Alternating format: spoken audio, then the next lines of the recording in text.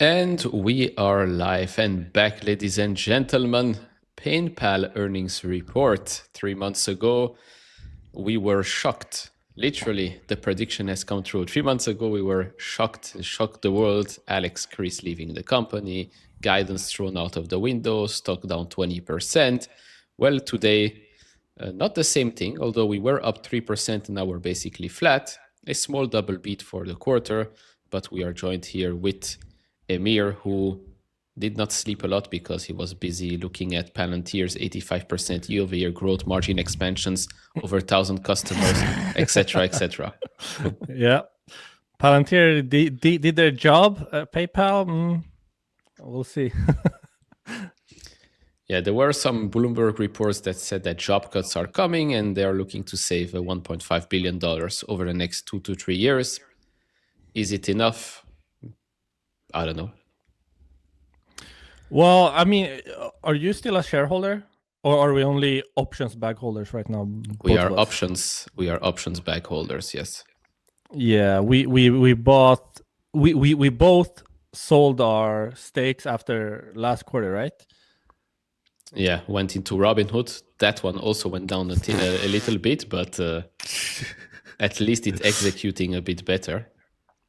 Yeah. I mean, PayPal, it's really the story of like a great missed opportunity, right? I mean, we talked about it. They really had everything on paper. The problem is it all stayed on paper, right?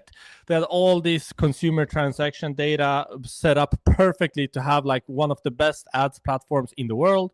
Nothing happened for like 2+ years. I'm like, I mean, how much time should we be giving Alex Chris here? And turns out he didn't get too much time at the end of the day. I mean, they were the first like super mega large payment transaction company to actually go into agentic AI, right? They partner up with MasterCard, OpenAI, Anthropic, everyone, but nothing's really come from that either. So like when you summarize PayPal, it's like a lot of potential, but nothing really happened. And it seems like from rumors about spinning off Venmo and selling it and stuff like that they're kind of just trying to salvage what value there is left. They're not really the sentiment isn't so much about being at the forefront of the next payments Gen 2 whatever you want to call it, the next generation of payments. It's more like, okay, how do we salvage a really bad situation and get out? It seems like there are, holding options just like me and you, and they just want to get out, So we'll see. I mean, the earnings are out. It's a bit of a mixed bag of beats and misses. Stock really, not really reacting. It's kind of like meh. Just like the earnings are kind of meh. It seems I haven't gone too deep into it. I guess that's what we're gonna do now. When's the call, by the way? Is it in 25 minutes or what? 25 minutes. So first time where I'm going to listen to the new CEO, so we'll see what he has to say. Type in the chat if you listen to any HP earnings calls.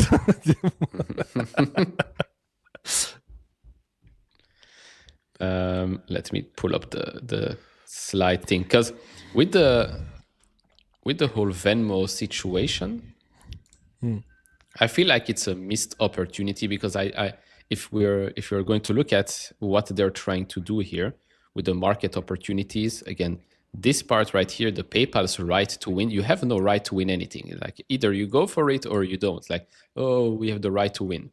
Okay, the total addressable markets are huge here, revenue-wise, etc., etc. But if you look at point number 2, to me, this is basically them finally realizing in 2026 that, Venmo, well, it could have been our Revolut, right? Because Revolut is worth, close to $100 billion or so in the private market right now. It's growing like crazy. And Venmo, for some reason, nobody in that company, although it's under PayPal, but okay, 2 different things apparently there.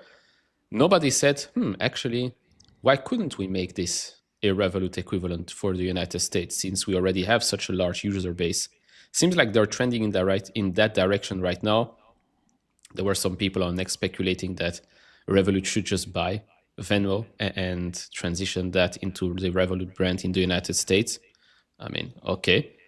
But if they were to spin it off or sell it, I do hope that PayPal still has a stake in that company, like Mobileye and Intel, although so it's a bit different, but still, I wouldn't want PayPal to say, you know what, this is an incredible piece here. You can sell it, you can buy it for the right price. I don't want it. Like you can maybe sell 49%, but still keep 51. So we can at least enjoy the future appreciation of that product, because it's one of the only positive things here. And they've really been mismanaging it as well. Imagine Venmo in the right hands. That could really be a killer product. Can I just ask, are you sponsored by Adobe or did you buy this software? I am paying for the software. I'm not sponsored by Adobe. I'm paying for the software. Really? Yes. Wow. Good luck getting out of the subscription. I hear like you pay and there's like impossible to cancel the subscription. It's like, are you sure you want to cancel? Like, why do you want to cancel? And then they offer you a promotion. I told them this. I told the guys at Adobe, I'm like, you guys, you do know that the cancellation road is quite tricky, right? And they're like, yes. On purpose. We heard that feedback before. But no, I do pay for my own Adobe subscription, unfortunately. Awesome. With that said, if there's any aspiring, slide deck builders out there, you probably don't want to put this much information in a single slide.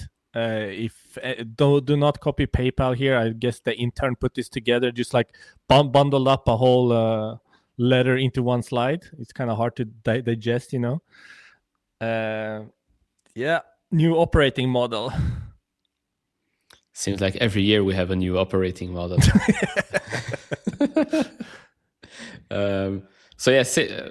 It's all the same. So checkout solutions and PayPal, this is basically the legacy business. Then we have Venmo, which is this part is literally just Revolut equivalent. And then payment services and crypto is the value-added services, Braintree, small, medium business processing, etc. So it's nothing new.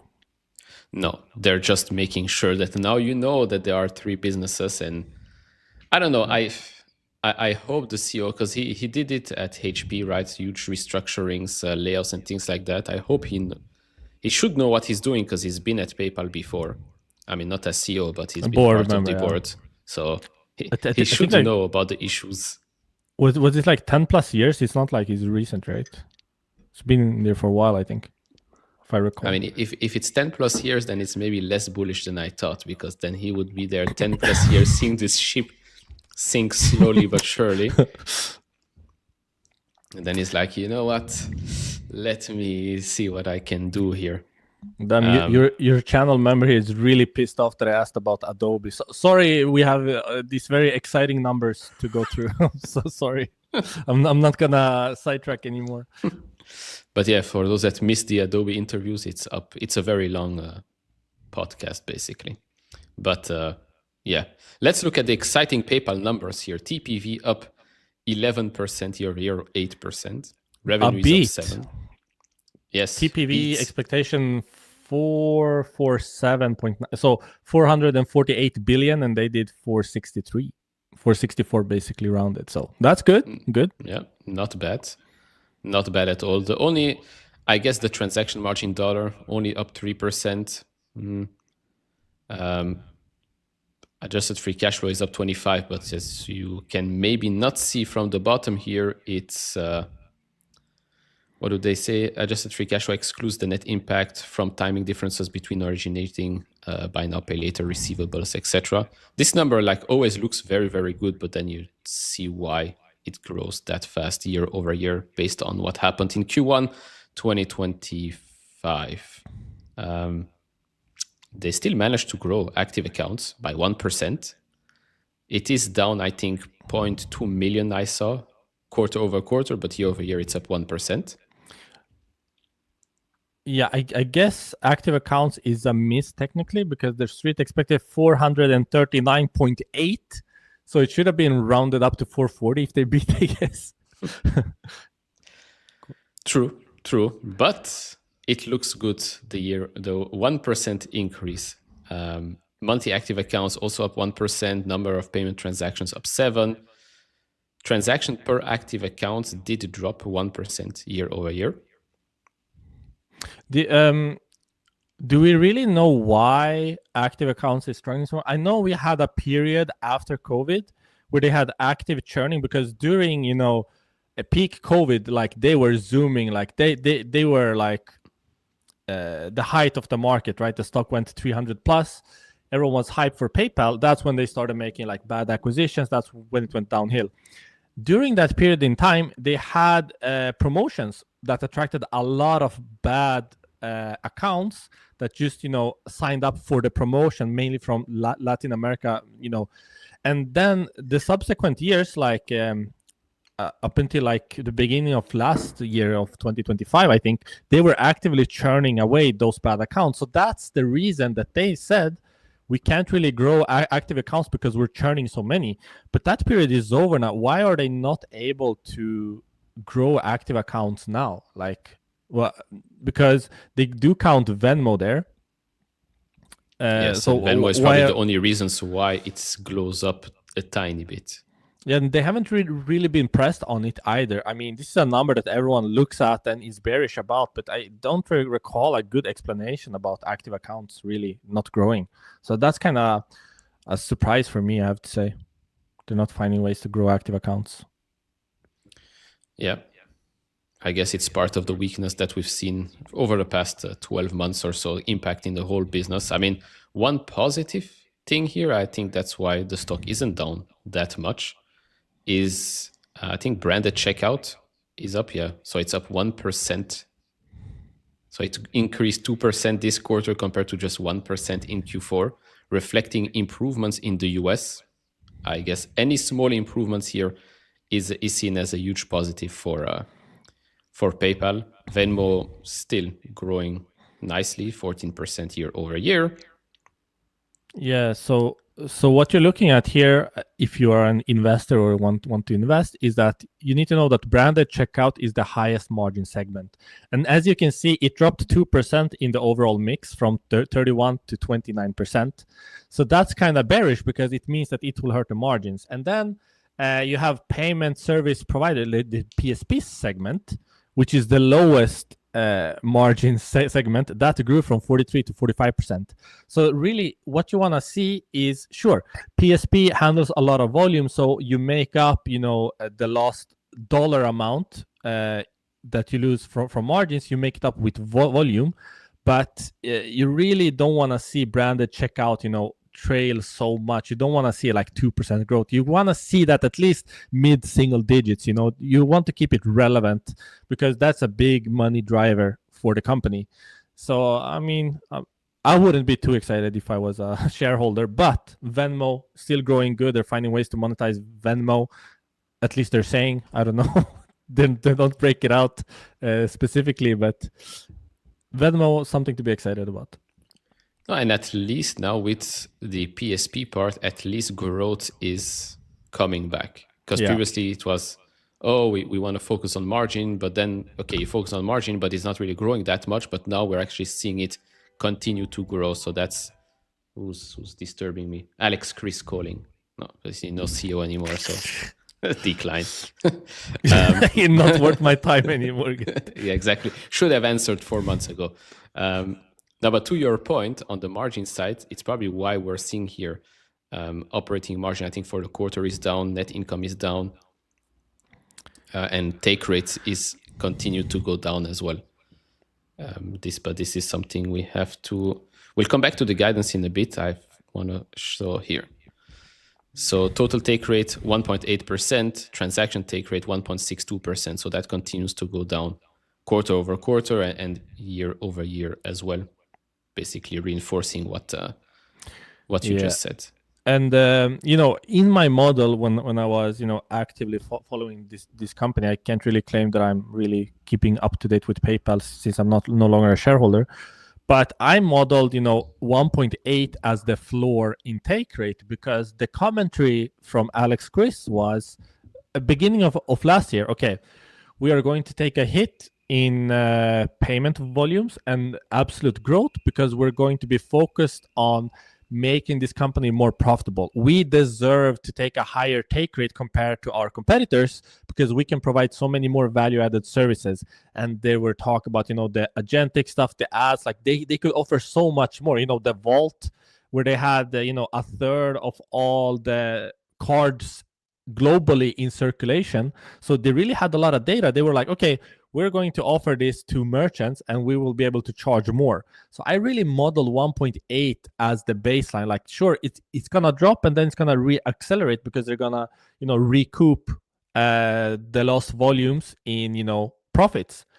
But then what happened was they lost profitability and they lost volume. So we didn't get either.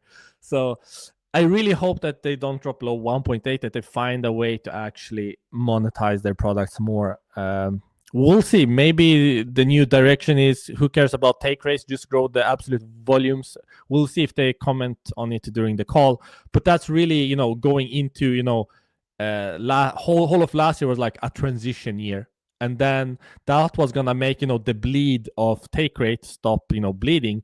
Because when you're talking about payment processing companies, it's a race to the bottom. And what that means is that, you have Stripe, you have Adyen, you have PayPal. And if you're a merchant, you choose the one that's, cheapest, basically, because they're all pretty much the same. So that's why take rates, they keep undercutting each other, hurting everyone until someone says, no, I'm not going to lower my prices anymore. And, exits the rat race, the race to the bottom. We didn't really get that. So some context for people that are not familiar with PayPal.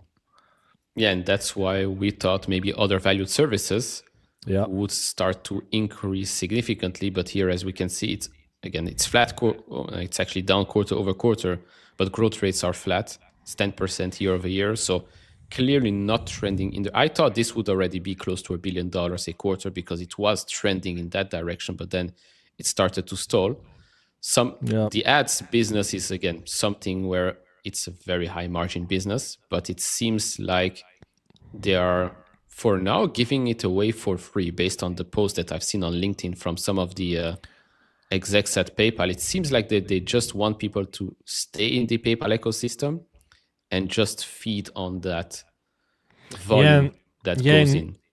And it's such a bad product, I think, as well. Like, it's like, sure, if you scroll the PayPal app that no one does, like, you might get, like, the core idea was, we know exactly what you buy, with what cards you buy it, at what times, where you ship it. We know all of this consumer data. So the targeting should have been, like, perhaps even the best in the world. Like, if someone knows your shopping habits, it should be PayPal, because they were powering about, of a quarter of all online transactions at the point in time, like 25%. Now that's dropped to something like below 20, like 18, 19, I don't know exactly now. But it used to be a quarter. So they had all of this data. Imagine you go to Nike.com or you go to Adobe.com for couch.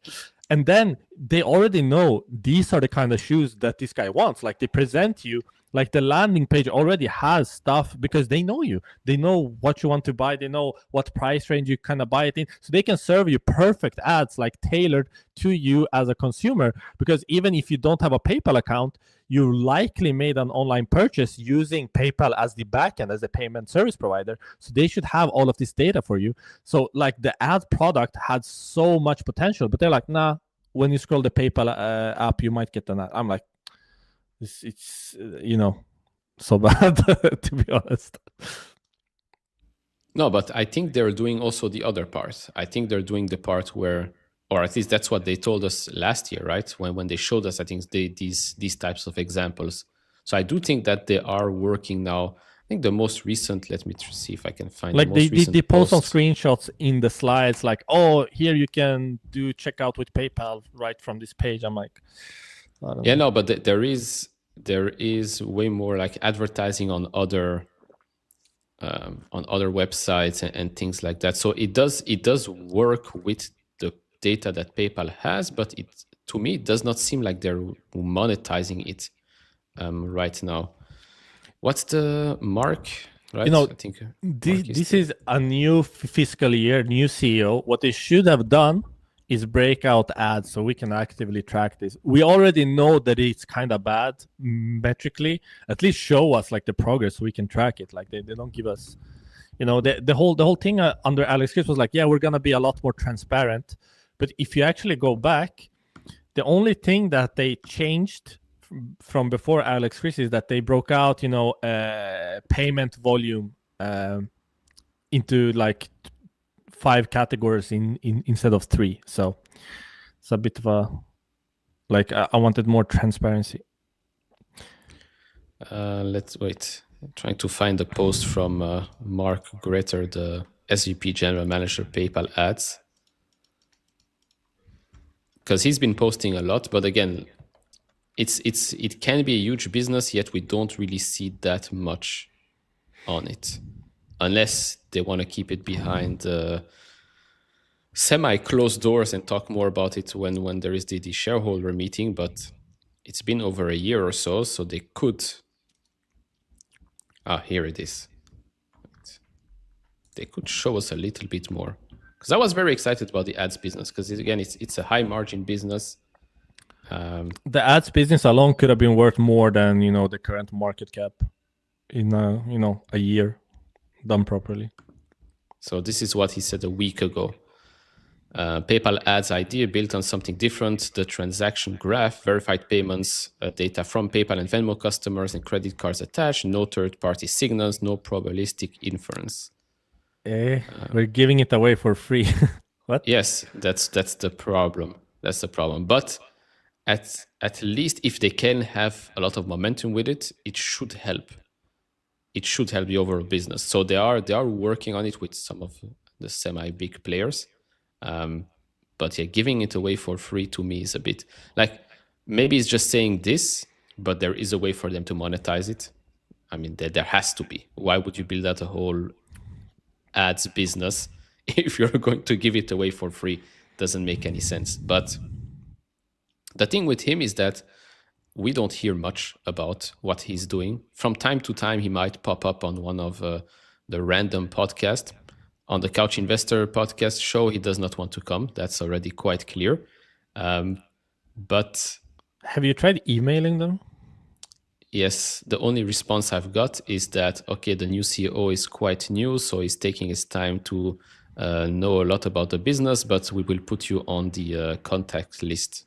Okay, thank you very much. The contact list, huh? Yeah, it's been a month and a half or so they can expect an email from me again. It's quite strange. A lot of companies are not that responsive. Some are very responsive and they just tell you directly, thanks, but right now it's not interesting for us. Like, okay, fine. Yeah, at least they tell you like you worth, the worst you can get is a no, but I think like being put on hold indefinitely is worse than no, actually. Yeah, exactly. Like, I know you're getting the email, so just tell me no. It's like, who cares? Oh, we are pumping in the pre-market. Let's go. We are pumping in the pre-market. 0.83% green. Okay, but we were up 3% before.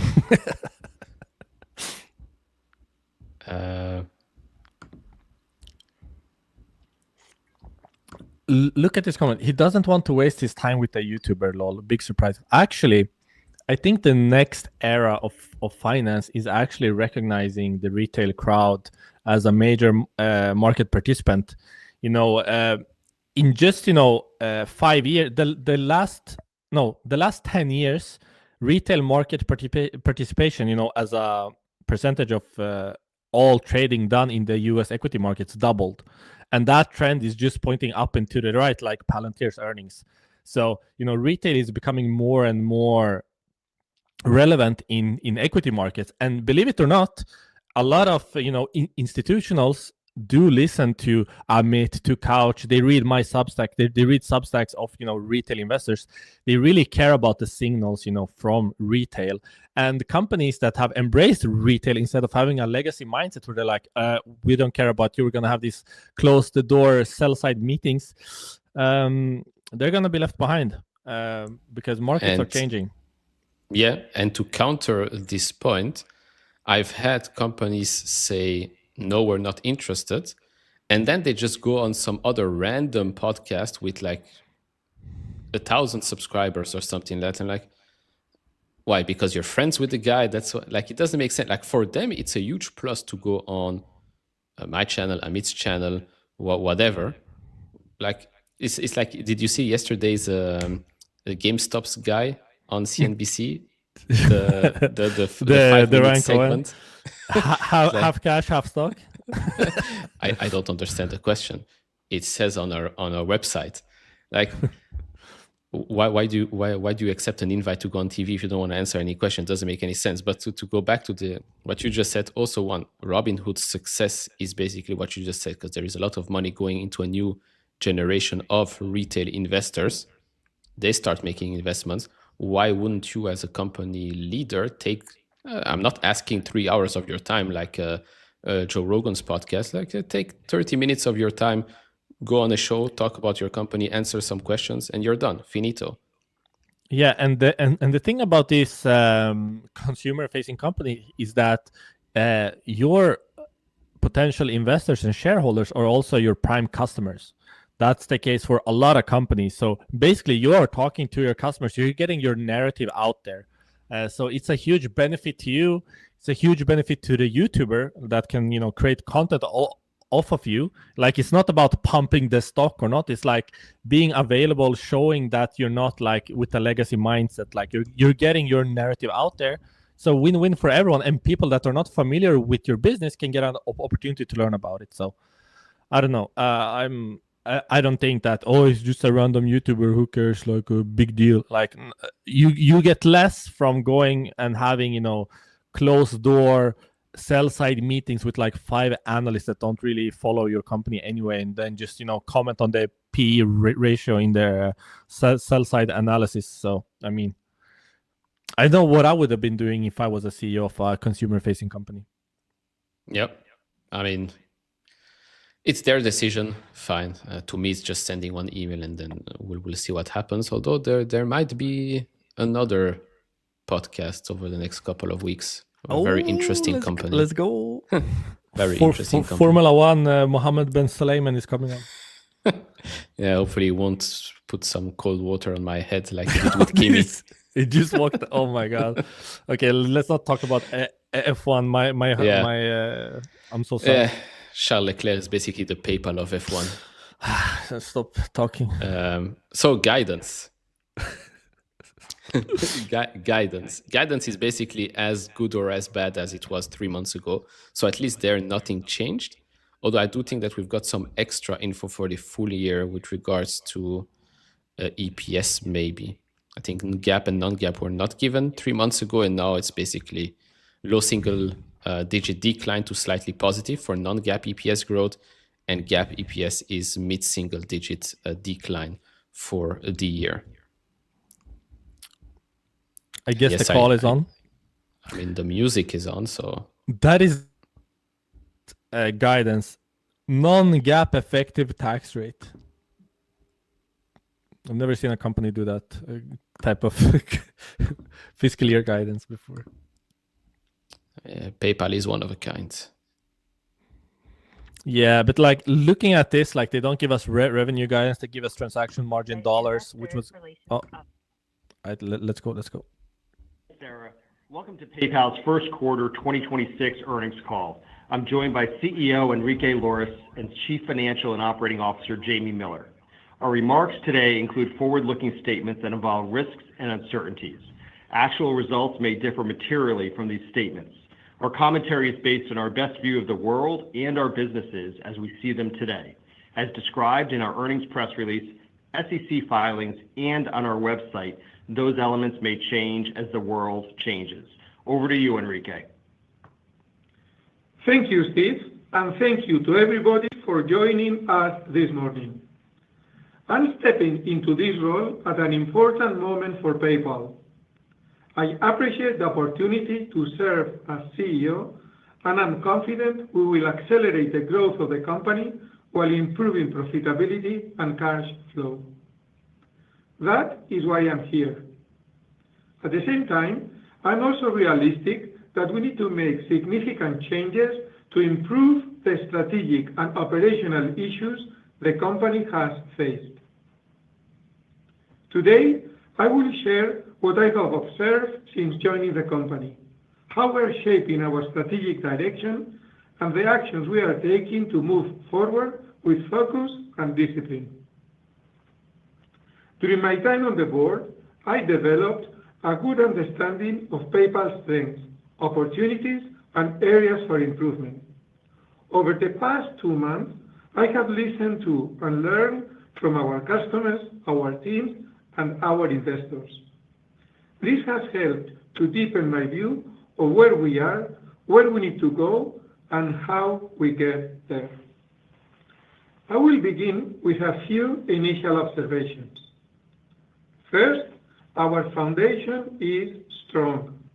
The company has valuable assets in our brands, our risk and underwriting capabilities, our technology, and most importantly, our team. Our scale and global reach set us apart and are difficult to replicate. And the hard-earned trust our customers place in us every day is a critical advantage. Second, we operate in markets defined by growth and rapid change. It is during this period that leading companies find ways to differentiate themselves by innovating, delivering new and superior solutions, and driving durable growth. This is where PayPal needs to focus. Third, one of our core strengths is our two-sided network, serving both consumers and merchants. In recent years, PayPal has put more energy into the merchant side of the network. Strengthening the value we offer to the hundreds of millions of consumers who choose PayPal and Venmo is a key priority. Doing that, we increase the value of our platform for merchants and create a stronger foundation for sustainable growth. Fourth, due to years of underinvestment, we need to accelerate the modernization of our technology platform. Moving faster to become cloud native and aggressively adopting AI in our development processes will help us significantly increase developer productivity and shorten time to market. Fifth, we need to simplify how we operate, streamline decision-making, and clearly define accountability to strengthen execution. Finally, there is potential to significantly reduce the company cost structure. Simplifying the organization and accelerating the adoption of AI across the company will generate significant savings that can be reinvested in growth and used to respond to business headwinds, improving our overall financial profile over time. With this as a context, we need to recommit to the fundamentals. That includes becoming a technology company again, sharpening our focus on consumers, aligning the company around 3 strong businesses, and simplifying how we work with clear accountability and a stronger emphasis on execution. I expect that it will take a few months to completely define our new plan, but I think it is important to start sharing the direction we are taking and some of the actions we have underway. Let me start by sharing the framework we are using to define our strategy.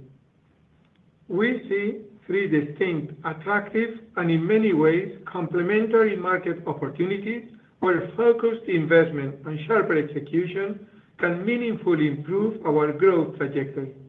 Checkout, consumer financial services, and payment services. Each has clear near-term levers to improve the performance of our existing assets, as well as compelling medium-term growth opportunities. And in every case, we have a strong right to win. I will take each in turn. Let me start with checkout. This is a large and growing market where we deliver meaningful value to consumers and merchants. Within checkout, We also see strong consumer demand for flexible payment options, including buy now, pay later solutions. This is becoming an important driver of consumer acquisition, while also delivering clear benefits to merchants through higher basket sizes. The second opportunity is in consumer financial services. Consumers are increasingly turning to digital platforms to handle everyday financial activities. This is also a large market opportunity, worth more than $200 billion annually in just our top 6 markets, and it is growing at low double digits.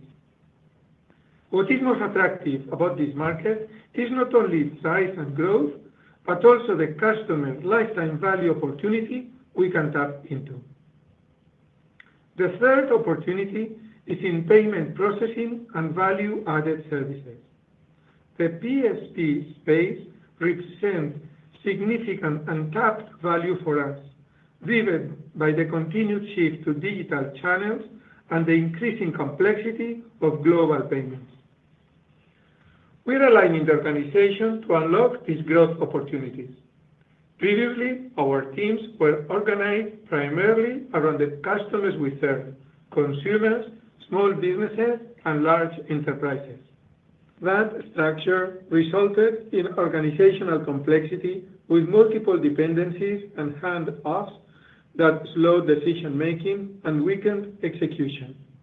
Checkout, for example, touched all customer groups and markets, creating a multidimensional matrix for roadmap prioritization.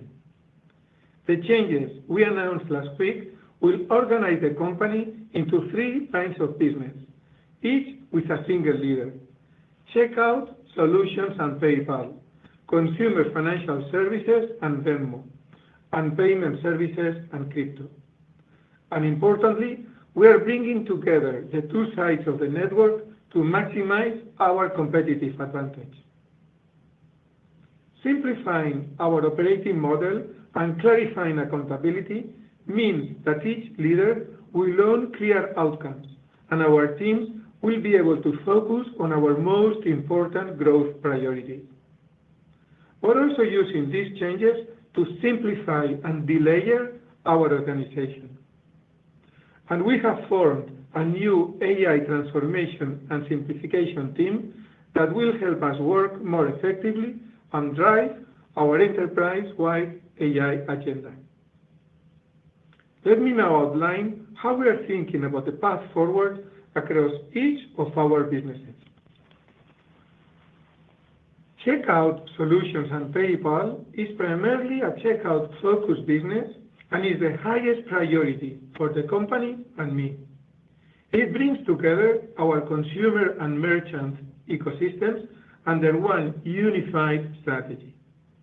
This structure will enable us to fully leverage our 2-sided network and accelerate innovation across both sides of the platform.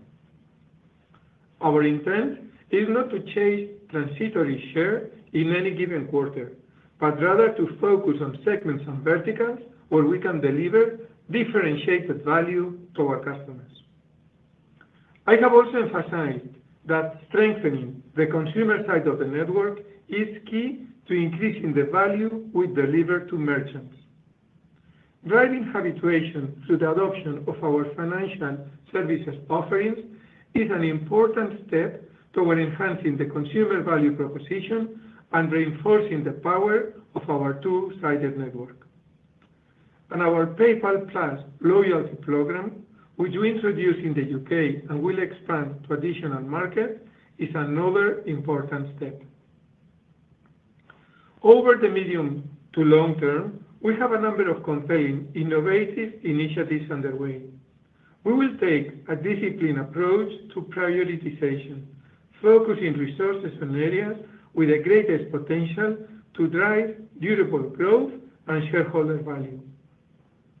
Within this portfolio, we will be highly selective as we evaluate our broad set of initiatives, including digital wallet interoperability, biometric functionality, and additional programs under consideration. Within consumer financial services and Venmo, we have been making good progress in the last few years and have built a strong portfolio of related products. But awareness and adoption remain well below their full potential. Our focus is on becoming more central to our customers' financial lives, and our goal is to enable consumers to send, spend, save, invest, and borrow seamlessly. Venmo will be a key component of our growth plans moving forward, supported by its strong brand and younger demographic. We are in a strong position to expand in this space, deepen engagement, and increase customer lifetime value. Payment services and crypto unifies our processing and platform capabilities into a single scalable offering for merchants. We will bring together the company's unbranded processing capabilities, including Braintree, and value-added services such as fraud management, authorization optimization, and global payment infrastructure. They are designed to support businesses of all sizes with flexible, high-performance payment solutions. We are also well-positioned to capture and monetize this growth. Stablecoin is also part of this, enabling faster, lower-cost transactions. We have made good progress with PYUSD, which became the largest federally regulated stablecoin in December, and we recently expanded its availability to 70 markets globally. At the same time, we have much more opportunity to scale our offerings and accelerate growth in this space. Across the company, we need to modernize our technology platform to enable greater speed and interoperability across our offerings. As I said earlier, leveraging AI more extensively in our development processes will significantly help us with this effort. Supporting our growth plans is the opportunity to realize cost savings. First, we will remove duplication and layers from our organizational structure. Second, we will accelerate our AI adoption and automation across our operations. Combined, the savings will be significant. We expect to see at least $1.5 billion of gross run rate savings over the next 2 to 3 years. Jamie will discuss more on this point later in the call. Let me touch briefly on some highlights from the quarter before Jamie takes you through our results in more detail. Our first quarter results show some improvement in branded checkout.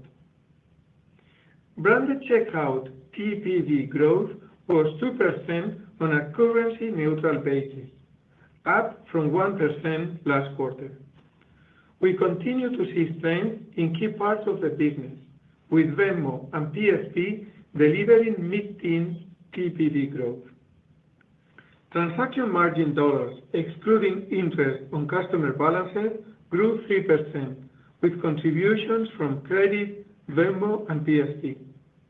Non-GAAP earnings per share grew 1%. We also continue to generate robust free cash flow, giving us ample room to invest and return capital to shareholders through buybacks and our dividend. On the operational side, our team accomplished a lot in the first quarter, from securing upstream presentment on key merchants to enabling interoperability for peer-to-peer payments between PayPal and Venmo. To close, I am confident in our ability to put this company on a more durable path to long-term growth and shareholder value creation. We have a strong foundation, and we are now organized to move with greater urgency. We have a well-defined framework, and we will continue to define our strategy and prioritize our plans in line with it. I look forward to sharing more progress as we move ahead. And finally, I want to thank our teams for their continued focus and execution, and our customers and shareholders for their trust. I will now turn it over to Jamie. Thanks, Enrique. The team and I are energized by the focus, clarity, and disciplined prioritization you are already bringing to PayPal. We have a strong market position and a solid foundation, and I'm confident we're set up to move faster from here. Turning to the financials in more detail on slide 7, PayPal delivered a solid quarter with both transaction margin dollars and non-GAAP earnings per share coming in moderately better than our guide. Total payment volume accelerated to 11% at spot and 8% currency neutral in the first quarter, reaching over $460 billion. Online branded checkout volume growth improved slightly from the fourth quarter, while enterprise payments and Venmo both accelerated into the mid-teens. First quarter revenue grew 7% on a spot and 5% on a currency neutral basis. TM dollars, excluding interest on customer balance, grew 3% in the first quarter. The drivers of our TM dollar growth were broad-based, led by credit performance, Venmo monetization, PSP profitability, and loss improvement across multiple products. Growth in these areas more than offset the headwind from investments we are making to strengthen our branded checkout position and drive higher engagement, habituation, and incremental activity over time. First quarter non-GAAP earnings per share increased 1% to $1.34, and compared to our guidance, non-GAAP EPS benefited from stronger transaction margin dollar growth with some offset from higher non-transaction operating expense. We expect the second quarter to reflect more pressure on a year-over-year basis, driven by the non-recurrence of certain prior year items and the timing of anticipated cost savings and investment, both of which I'll walk through in more detail shortly. Importantly, these are factors we anticipated, and we remain confident in our full year 2026 guidance. Adjusted free cash flow, which excludes the timing impact from the origination and sale of pay later receivables, was $1.7 billion, or nearly $6.8 billion on a trailing 12-month basis. Turning to slide 8, we continue to drive deeper, more active relationships with our customers. Monthly active accounts increased 1% to 225 million. Transactions per active account, excluding PSP, improved sequentially to 6% growth. Moving to slide 9, total payment volume in the first quarter grew 11% at spot and 8% on a currency-neutral basis to $464 billion. Working our way down the page, branded experiences TPV, which includes online checkout, PayPal and Venmo debit, as well as Tap to Pay, grew 5% compared to 4% in the fourth quarter. While debit card and Tap to Pay spend represent a small portion of branded experiences volume today, they continue to grow rapidly, up 60% year over year. Venmo TPV continues to reach new highs, accelerating sequentially to 14% growth year over year and marking the 6th consecutive quarter of double-digit growth. Online branded checkout volume growth improved slightly compared to last quarter, up 2% on a currency-neutral basis. Compared to the fourth quarter, we saw a slight improvement in the U.S., with softer performance continuing in Europe. Pay with Venmo and Buy Now, Pay Later continue to outpace the market, taking share from other payment methods and growing 34% and 23% respectively. P2P and other consumer volume growth remains healthy, up 10% in the first quarter, and reflecting the debit card and Venmo momentum I just mentioned. Turning to PSP, volume growth accelerated to 11% from 7% in the second half of 2025. Within PSP, enterprise payments again showed notable strength, with volume growth accelerating to the mid-teens from a combination of growth in profitable front book business, high retention, and growth alongside our existing merchant base. Driving higher attachment of value-added services continues to be a key focus to improving yield and monetization as we move through 2026. Moving to more financial detail on slide 10, transaction revenue grew 7% on a spot basis to $7.5 billion. Other value-added services revenue grew 10% to $852 million, driven by strong contribution from consumer and merchant credit, partially offset by lower interest rates. Transaction take rate declined by 6 basis points to 1.62%. Excluding the impact of foreign exchange hedges, transaction take rate declined about 4 basis points. This output was driven by a combination of factors, including branded co-marketing investments and rewards, as well as higher growth in Venmo and enterprise payments. TM dollars ex interest on customer balances grew 3%. Within volume-based expenses, transaction expense as a percentage of TPV was 90 basis points, increasing slightly year-over-year from mix shift to enterprise payments. Transaction loss as a percentage of TPV improved slightly year-over-year to 6 basis points. This reflects our team's ongoing work to continue to improve and strengthen onboarding, fraud prevention, and risk management capabilities. Non-transaction related OpEx increased 8%. This higher increase relative to our guide was driven by our decision to pull forward a combination of technology, marketing, and product investments, which will continue into the second quarter, making our OpEx profile more first-half weighted this year. As a result of higher investments, non-GAAP operating income was down 5% in the quarter to $1.5 billion.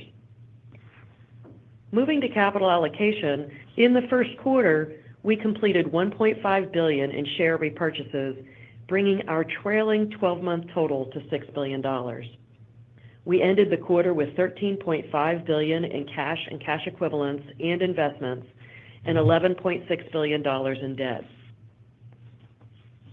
Moving to guidance on slide 11 for the second quarter and for the full year 2026.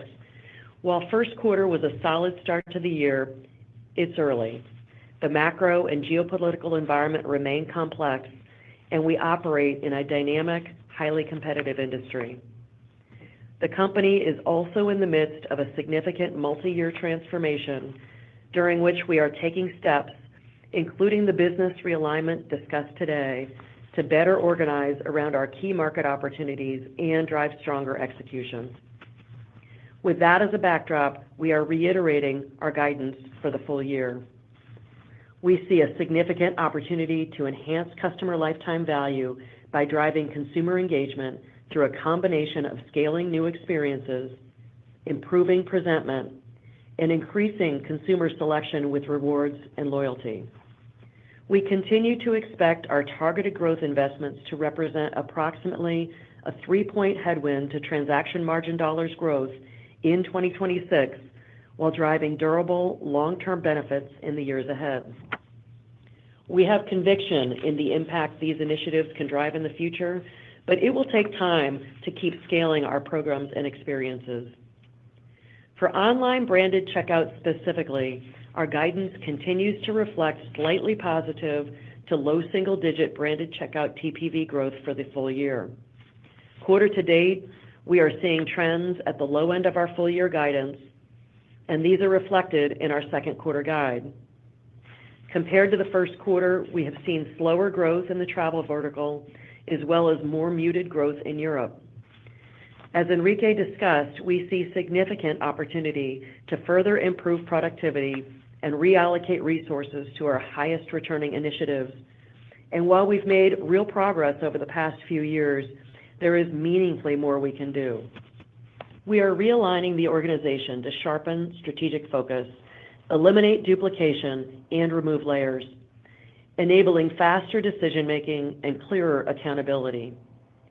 In parallel, we will be accelerating efforts to deploy AI and automation across our operations and technology platform, which we expect will both improve the customer experience and drive meaningful internal efficiencies.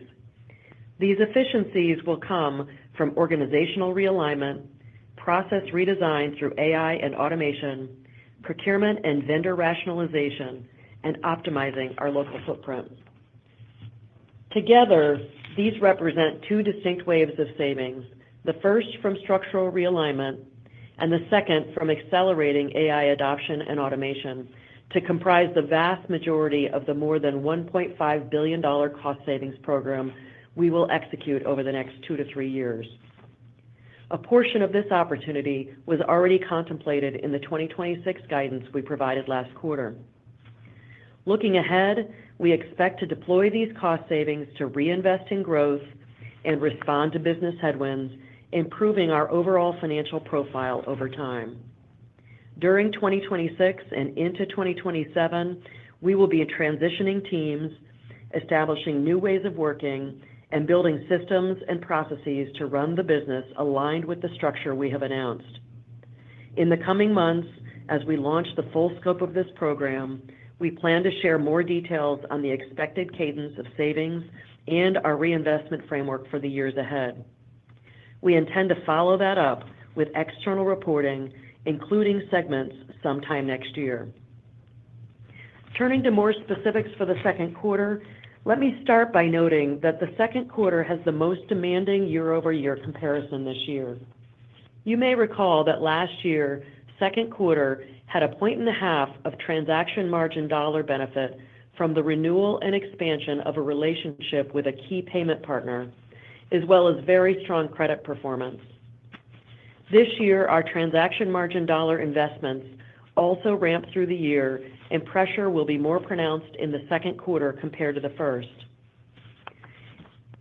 In 2Q of last year, non-transaction OpEx also benefited from discrete items within general and administrative expense, including a non-recurring decline in indirect tax expense. The 2Q tax rate was below the full-year average. Pulling all this together, for the second quarter, we expect low single-digit revenue growth on a currency-neutral basis, a low single-digit or approximately 3% decline in transaction margin dollars, transaction margin dollars excluding interest to decline low single digits or approximately 2%, mid-single-digit growth in non-transaction operating expenses, and non-GAAP earnings per share to decline by high single digits or approximately 9%. For the full year, we are reiterating our guidance, and we continue to expect transaction margin dollars to decline slightly or be roughly flat, excluding interest on customer balances, approximately 3% growth in non-transaction operating expenses, and non-GAAP earnings per share ranging from down low single digits to slightly positive. Our guidance continues to assume approximately $6 billion in share repurchase and at least $6 billion of adjusted free cash flow. I'd like to wrap up by thanking the PayPal team for their continued focus and dedication. We have a solid foundation to keep building on as we drive value creation by executing on PayPal's transformation. With that, Steve, let's go to Q&A. Before we open the lines for Q&A, I'd like to ask everyone to limit themselves to one question so we can get to as many of your fellow analysts as possible. Sarah, please open the line. Thank you. At this time, I would like to remind everyone, in order to ask a question, press star, then the number 1 on your telephone keypad. We'll pause for just a moment to compile the Q&A roster. Your first question comes from Harshita Rawat with Bernstein. Your line is open. Hi, good morning. I want to ask about branded checkout. Enrique, Jamie, can you maybe talk about the market dynamics in Europe? And also over time, what can we expect to see as execution improves and kind of like the realistic growth versus e-commerce we should expect? Thank you. Good morning, Harshita.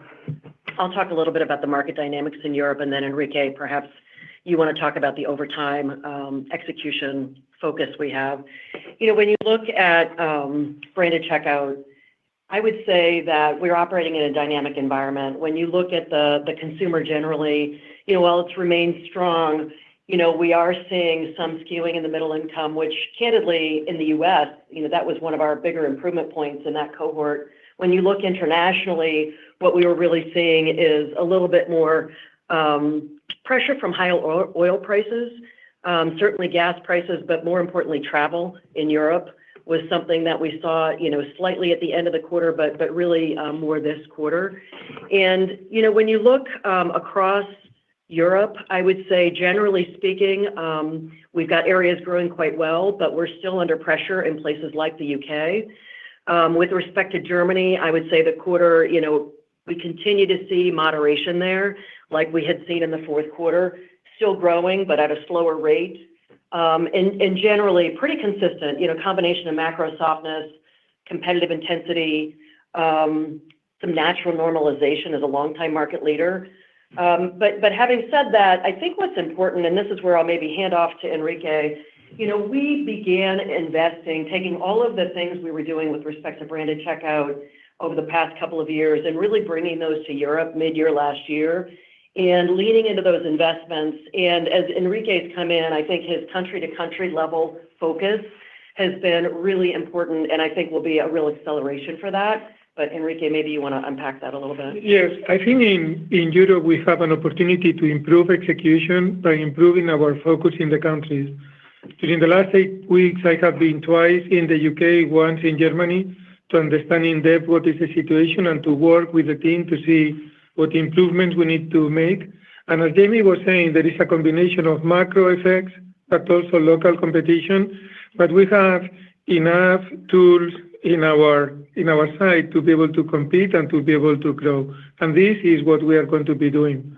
Overall, answering your other question about branded checkout, we are taking a lot of actions to change the trajectory of the business.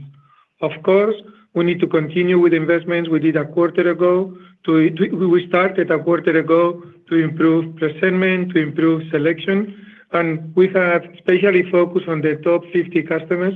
We are starting to see progress there. We also need to continue to improve the experience of our customers so they get a better experience when they check out with PayPal.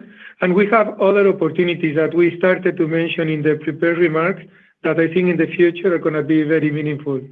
We have been more focused on the merchant side of the network than on the consumer side, and we need to rebalance that focus and rebalance that investment. For example, the loyalty program, which has launched in the UK, is going to be an element of that. There are other things that we need to do in that space. There are also specific verticals, high-value verticals, where we can have a more differentiated value proposition, especially if we combine with financial services. And this combined with an improvement in execution that by really understanding what our priorities are and simplifying how we make decisions, we think the combination of all that will have a significant impact in the business going forward.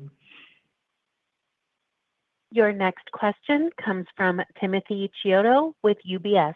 Your line is open. Great, thank you. I want to see if we could talk a little bit more about the $1.5 billion of gross run rate cost savings that you outlined today. And Jamie, I appreciate that you mentioned over the coming months, you'll be giving more detail around the cadence and reporting around the progress there. But one area of the expense base that often comes up in investor discussions is the customer support line item. It's roughly $1.7 billion or so, and I fully appreciate, and I think investors do as well, that there's many countries, there's lots of compliance, there's lots of support, there's people answering the phone in local language. There's a lot of complexity there, but I was hoping you could maybe bring to life a little bit more of some of the tasks or roles or some of the activities within that bucket that might be more applicable to this cost savings initiative. And in general, any other broader thoughts around kind of areas of low-hanging fruit that you see for the $1.5 billion. Thanks a lot. Yeah, good morning, Tim. So maybe I'll talk a little bit about the cost, some of the components of how we're tackling it, and a little bit around the AI benefit, and then Enrique, you might want to chime in as well. When we look at the at least $1.5 billion in cost, we really see this coming in a couple of different phases. The first is really around structural realignment, and you've heard us announce our reorganization last week, but this is about duplication, it is about layers, it is about org structure, but really focusing and aligning our teams for top to bottom execution and improving our execution speed, candidly. But with that also comes, a lot of opportunity for cost and remixing there. The second piece, which I think is really a little bit more along the lines of your question around CS&O, is aggressive deployment of AI. With respect to customer experience, how we touch customers in service, in support, and operations, and equally with respect to risk and the modernization of our risk platform and how we deploy AI as we do that. AI has really across-the-board opportunity, particularly in CS&O, but candidly across the company. I think we've made really good inroads. We're seeing, good engineering productivity. We're seeing different elements of acceleration in different functions. But I think this full top-to-bottom acceleration is going to be really important. And to your point, as we really lay this out, I think there's two things to note. Number one, we do plan to reinvest savings for growth. So a lot of what Enrique has talked about with respect to the company's strategy, and not just branded checkout where we're leaning into the consumer value prop more, but really building out financial services with Venmo, really leaning into PSP and deeper ways to grow. That reinvestment piece is an important element of this. But as you said, we'll lay out more of this in the coming weeks. And I think the changes that AI will enable us to drive are gonna be very significant. This is why we created a group last week reporting to me that is gonna be in charge of driving function by function, process by process, this AI transformation. And this is not about adopting AI as a technology, where we have done many pilots in the company and we have seen what is possible. It's really about understanding how can we redesign the key processes. Once the redesign is done, adopt AI, and this is what we have seen that really will drive significant savings. But not only savings, it will help us to move faster, and it will help us to bring and to deliver a better customer experience. The two key areas where we see the biggest opportunity in the short term, one is technology development. And as I mentioned before, this is gonna really help us to accelerate some of the improvements and modernization we need to do in our platform. And the second is customer support. As you were saying, Tim, this is a large cost for us today. And with AI, we believe we can both reduce cost, but also improve the experience that we will provide to customers. And the fact that we have multiple languages, that we need to support multiple languages, multiple businesses, just highlights the opportunity of really reducing the cost by automating and driving it and doing it in an even better way for our customers. Your next question comes from James Faucette with Morgan Stanley. Your line is open.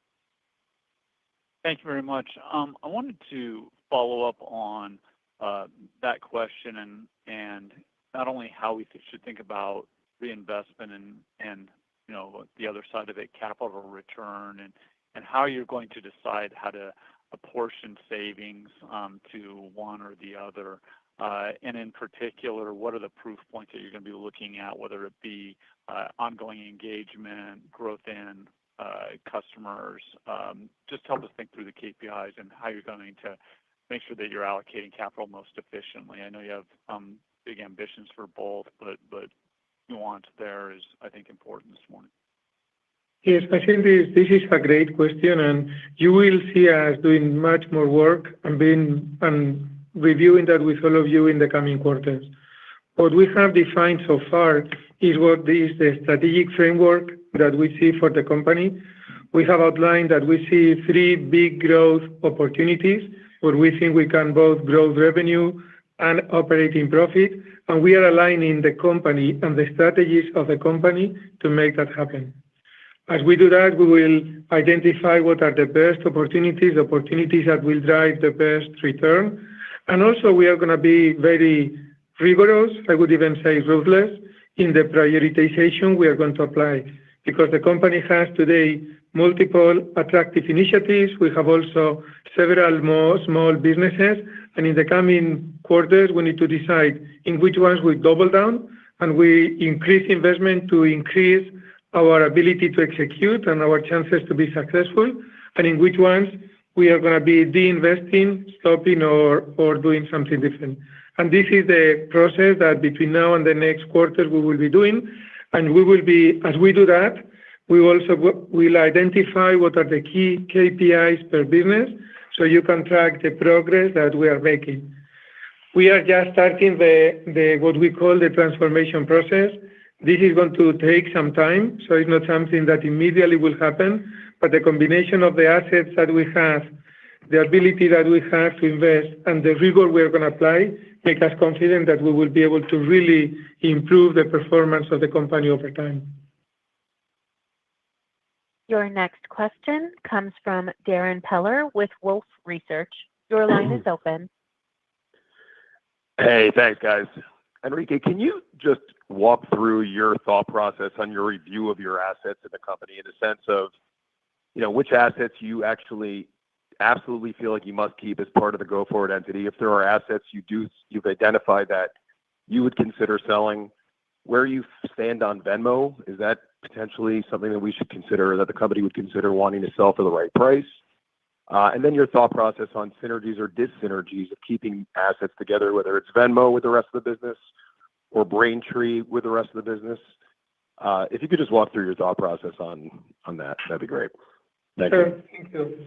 So let me start by saying that my number one priority is to maximize shareholder value. And at this point, I believe that the best approach is to invest in our three core businesses, PayPal, Venmo, and Braintree, to drive profitable growth. Because in each of them, we see the opportunity of making it happen. To do that, as we explained before, we are going to be simplifying the priorities for each of them, identifying what are the core areas where we need to invest. At the same time, we need to modernize the technology platform that will be helping the three of them, and we need to simplify how we work and drive cost reductions to drive these investments. I think what is important is that we believe that there are significant synergies across the three businesses that make them stronger together. For example, we see customer synergies in driving cross-selling and helping each business to penetrate and to grow with different customers. We also see synergies in the technology and offering space. And as we develop some of the financial services options that we have been discussing before, they will be benefiting for example, PayPal and Venmo. And we also see strong synergies in key capabilities as risk management and identity. So at this point, our play is to grow profitably the three businesses, because this is what we think will create the maximum value for shareholders.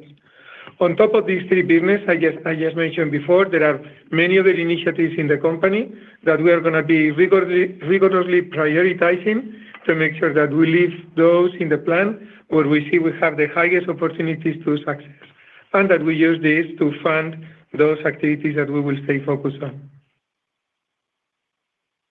Your next question comes from Sanjay Sakhrani with KBW.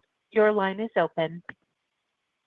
Thank you. Good morning. Enrique, thank you for all your commentary. Obviously, you've had a very unique window as the new CEO, having been on the board. I'm just wondering if you could just drill down specifically on how you intend to do things differently from sort of the previous administrations to affect the change.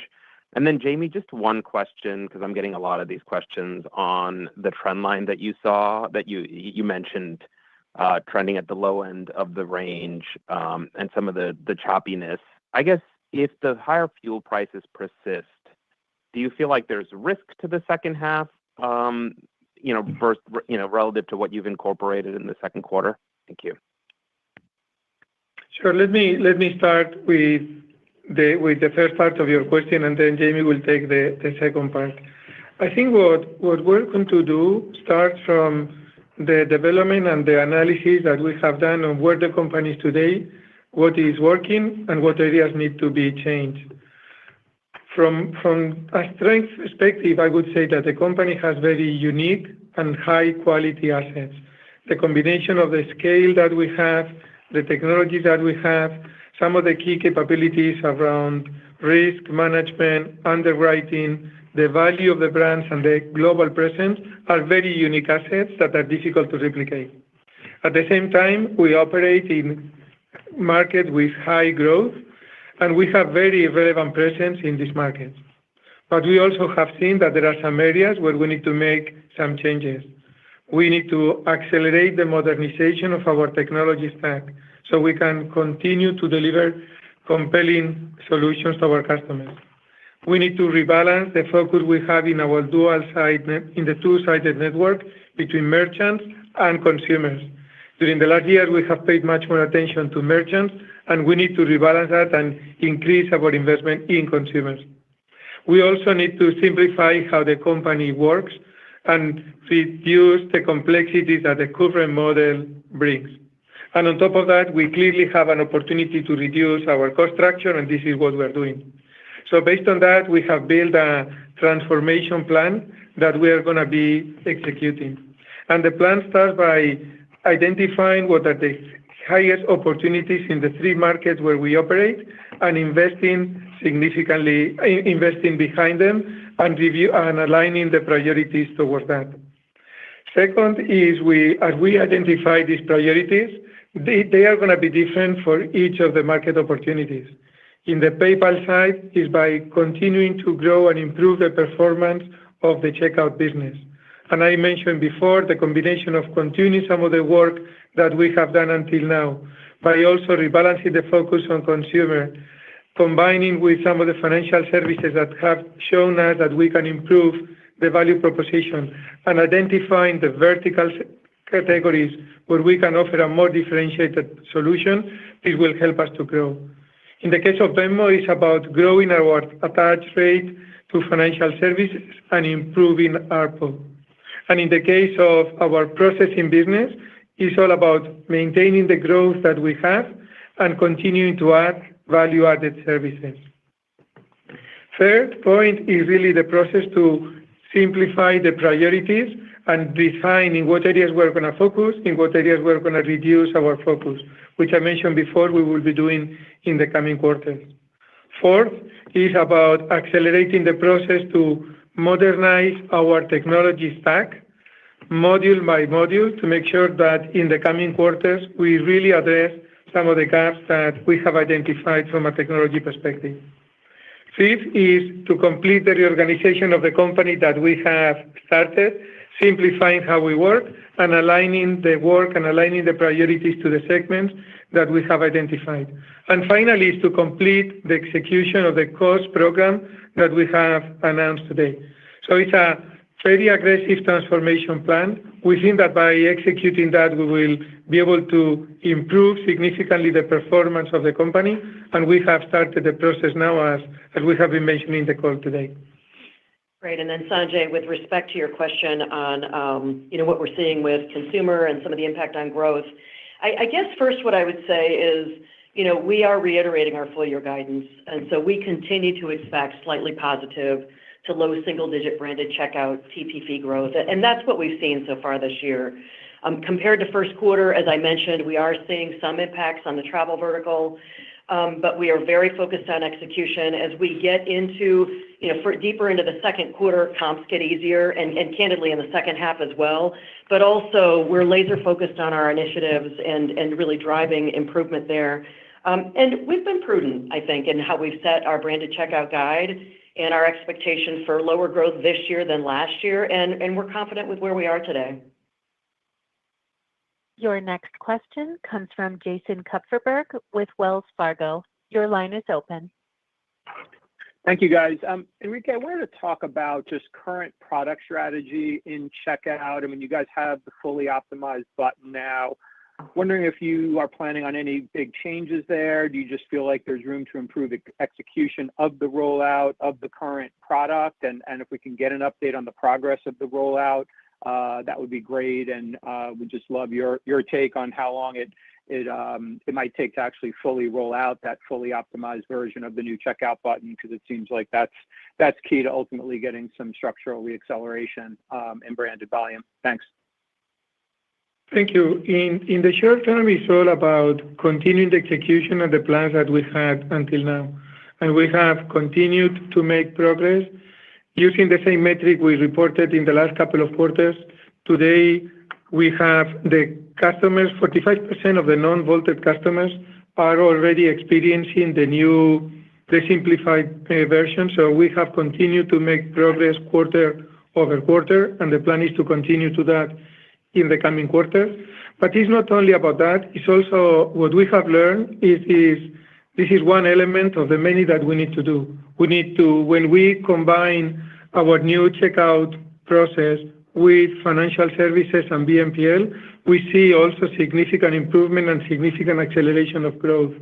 When we see better marketing and the customers are more attracted to use our button, we see also improvement. So we need to continue to build end-to-end plans to make sure that we improve across the board, and this is what you're going to see us doing. And this is why execution is going to be so critical for us.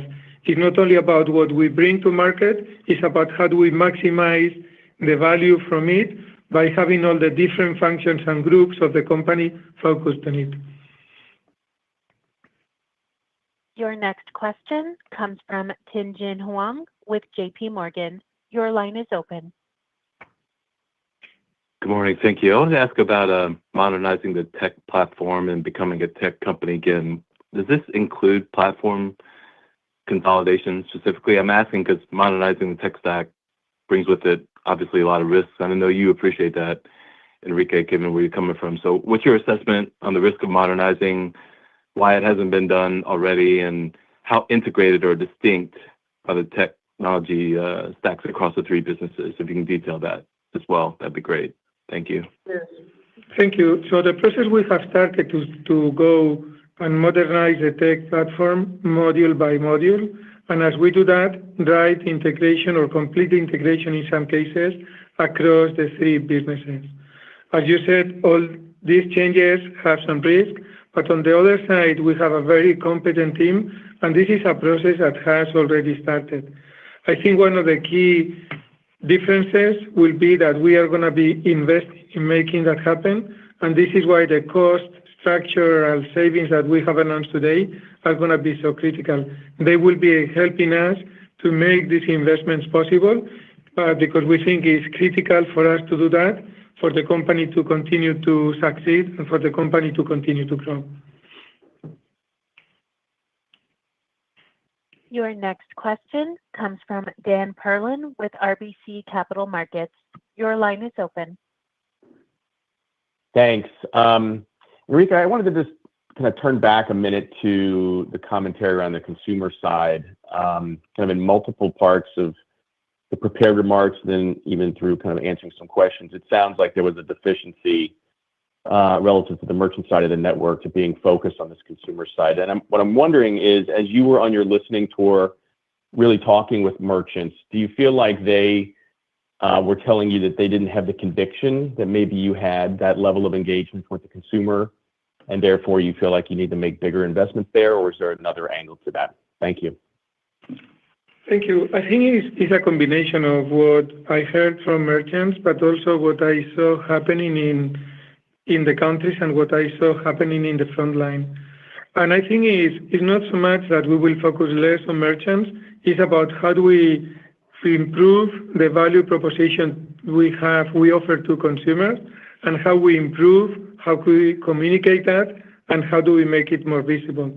And I saw that because if I think about what has happened during the last few quarters, we have launched a lot of great innovation to market, but we haven't had enough effort, enough investment in the countries to make it real. And we have moved to launch the next version before really maximizing the value that we got from what we were launching. And let me use an example. In Germany, a few months ago, we launched a fantastic solution leveraging NFC. We launched the solution. It had great initial reception, and then we didn't invest enough for it to be adopted broadly by consumers. And by consumers adopting us, the impact on merchants would have been very positive, but we just didn't have the effort, the focus, the team, the investment to make it happen. So this is an example of the type of things you will see us doing, and this is what we mean by rebalancing the focus we put on the two-sided network, because if consumers perceive a stronger value proposition, they will transact with PayPal when they buy something from merchants. Hey, Sarah, we have time for one last question. Thank you. Our last question will come from Brian Keane with Citi. Your line is open. Good morning, guys, and thanks for fitting it in. Enrique, when you think about the merchant specifically in your conversations, do you think, how aggressive will you guys be in sunsetting platforms and forcing them onto the new technology in order to help reduce friction? Kind of that's question one. And then the second part of that is, what about, a lot of investors are asking about the price. Is the price too high? Can you lower price for PayPal in order to drive faster branded volumes? Thanks. Yes. So in the last 2 months, I have had many conversations with merchants. And one of the key things I have learned is with all of them, we have opportunities to improve our solution and to complete our solution addressing specific needs. And whether this is a merchant in the travel space that needs help in cross-border selling and cross-border activities, or a merchant in the retail side that needs help with customers that buy and return, and that we can help to reduce the returns because of the data that we have a lot of opportunities to improve the value of our products and do it in a way that we can replicate it across multiple merchants. So the opportunity is clearly there, and again, in every conversation, I have seen it. To do that, we need to complete the modernization of our technology platform, as we have been saying, and to do that, merchants will have to move to the new platforms, and we will do that in a way that we minimize the work and the effort that it will take from them whenever will be possible. But to continue to improve the solution, we will have to drive and move to the new platforms. But I think the key message is really the opportunity that we see, the opportunity that merchants are telling us we have, and the fact that we really, by doing that, we will have an opportunity to also offering additional services that will help us from a margin perspective and to compensate potential price pressure that we will have in the more commoditized business. The answer is about adding these incremental value-added services, which is what we are going to be doing during the coming quarters. Enrique, any final thoughts? Well, first of all, thank you, everybody, for your questions. And as we have discussed today, we have both strong assets, a clear opportunity, and a path forward that is grounded in improving our execution. Our focus now is to deliver. And I really look forward to continue to update all of you in the coming quarters, especially as we report our second quarter results in late July. Thank you. Thank you. This concludes today's conference call. Thank you for participating. You may.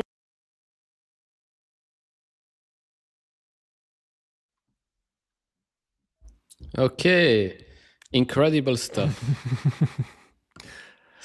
They managed to go from +1 to -9%. No, I get it. I completely share the sentiment. Like if I had shares, I would have sold them during the call as well. I think they really said nothing. And, they said that, well, we've had multiple years of underinvestment, right? Mm-hmm.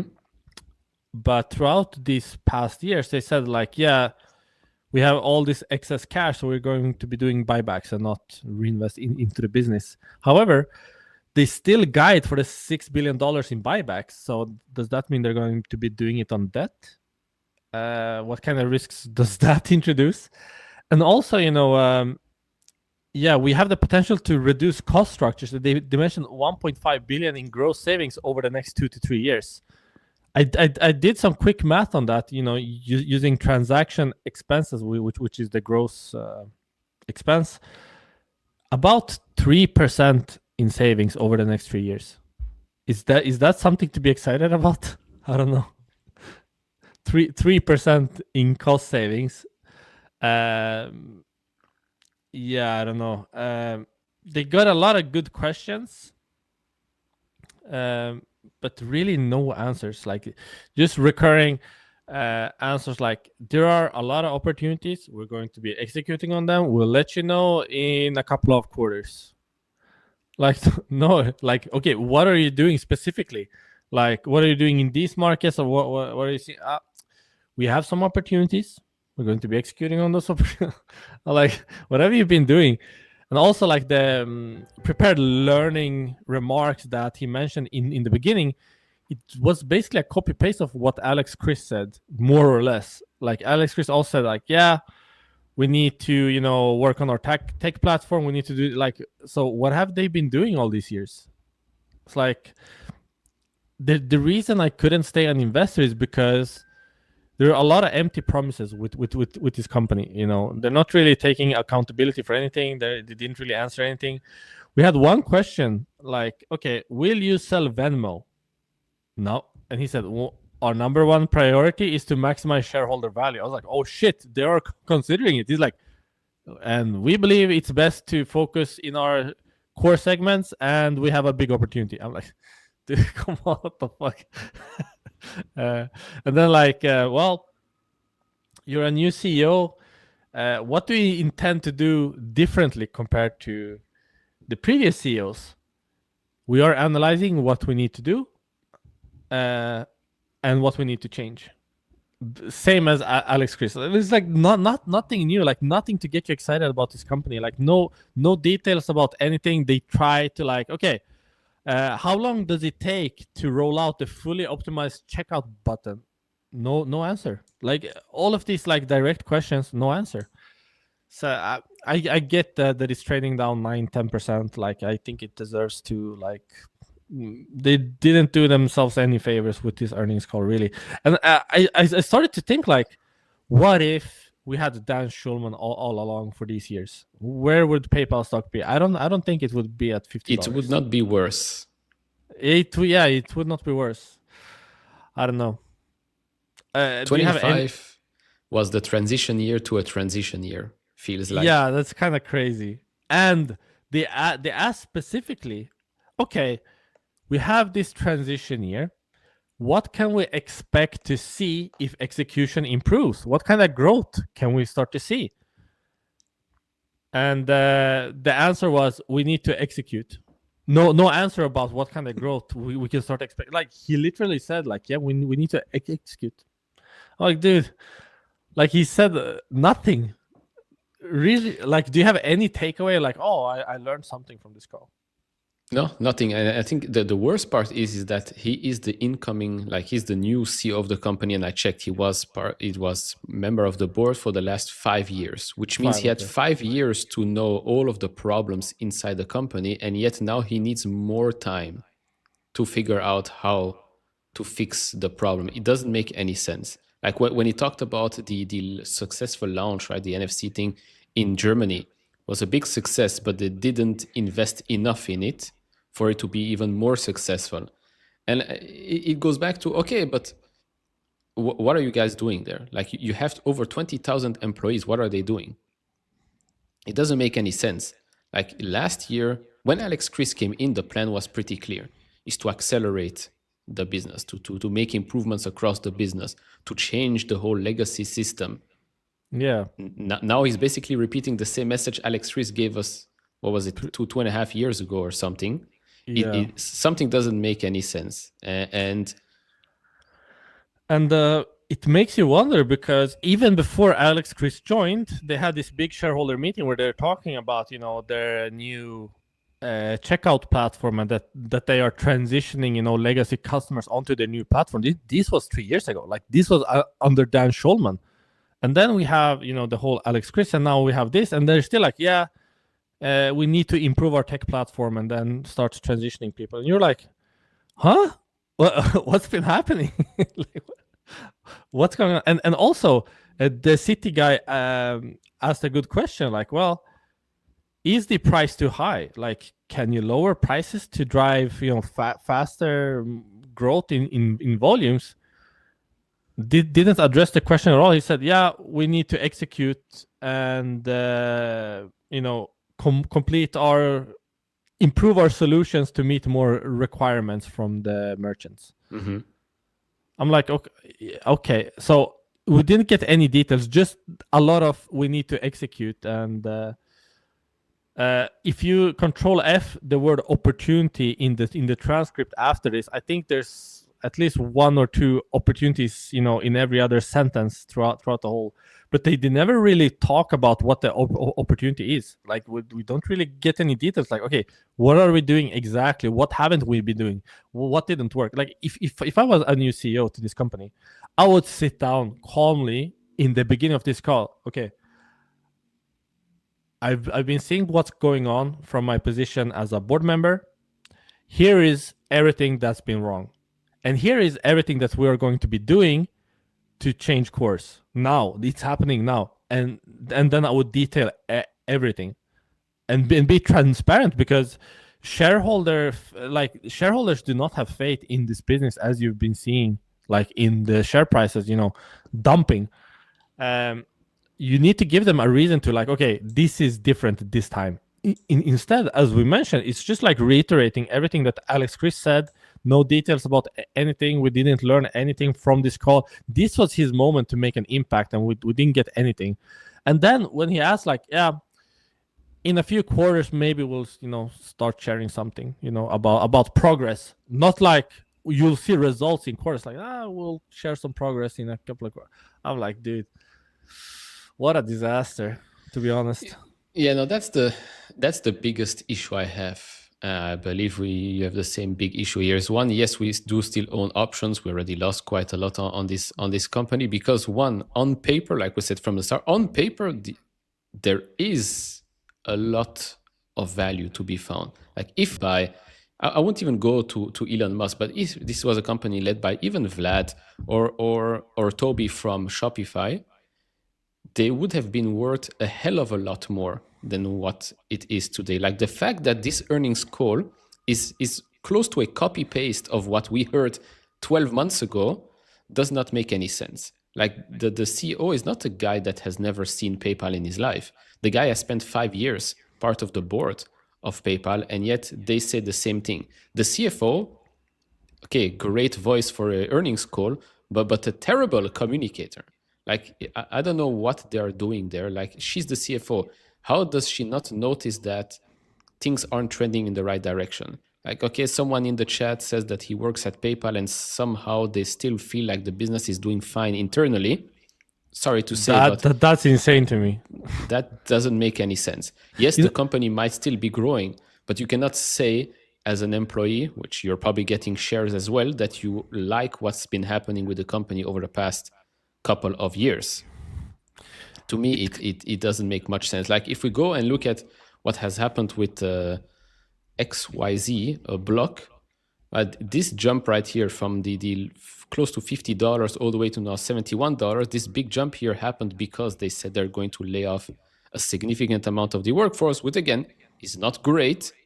But as a publicly traded company, you have to do what you have to do. And it seems like PayPal, they kind of know what they have to do, which is the hard thing, but they're not willing to do it because it might offend a couple of people or whatever. It doesn't make any sense.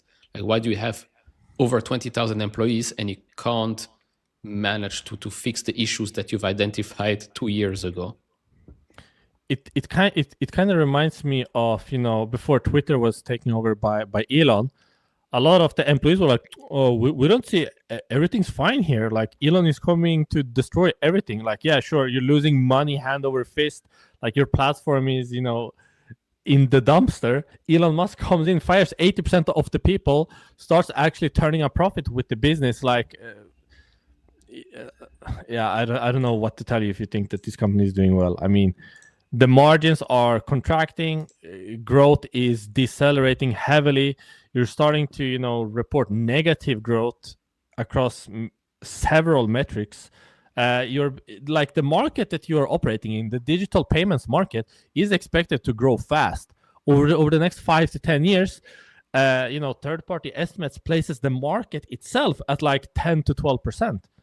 Like, PayPal are like low single digits. Like, what are we talking about? Like, you're losing market share fast, and you are well positioned, as we talked about. Like, the company has a lot of opportunities, as he mentioned.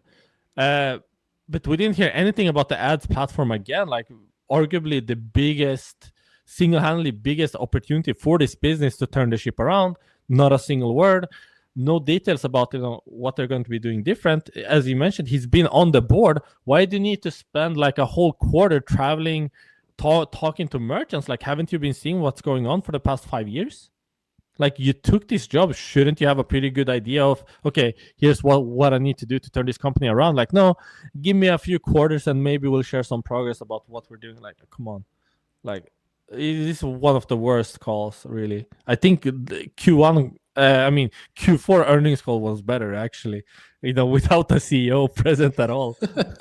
I don't know, man. It's frustrating because I really thought that PayPal had an opportunity. And I've been tracking this company, for years now. And, sometimes we just have to accept that we're wrong. I kind of feel like, did I make a mistake with PayPal? To be honest, I still think that it is undervalued. But those assumptions are quickly being questioned. Like, for PayPal to be worth $45 where it's trading right now, it is expecting, negative revenue growth and margin contraction. We haven't seen that yet. So until, they actually start to lose revenue year over year, you can still make an argument that this is undervalued. But I mean, we're approaching that. Like, I don't have confidence in any forecasting for this business.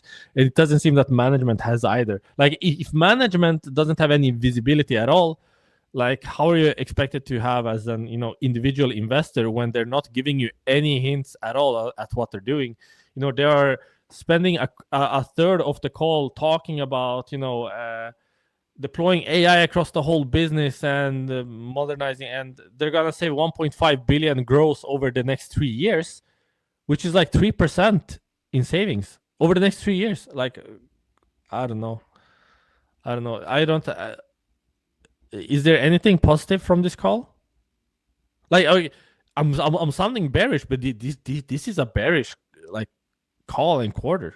Like, they're in a bad situation. Like, if anyone has any positive takeaway, put it in the chat and let's discuss the positives. But I'm struggling here.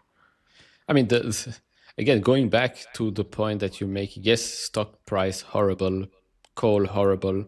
It's still still a company generating billions in free cash flow, so we'll give them that. But that's the point. You are still generating billions in free cash flow. Why are you in this situation?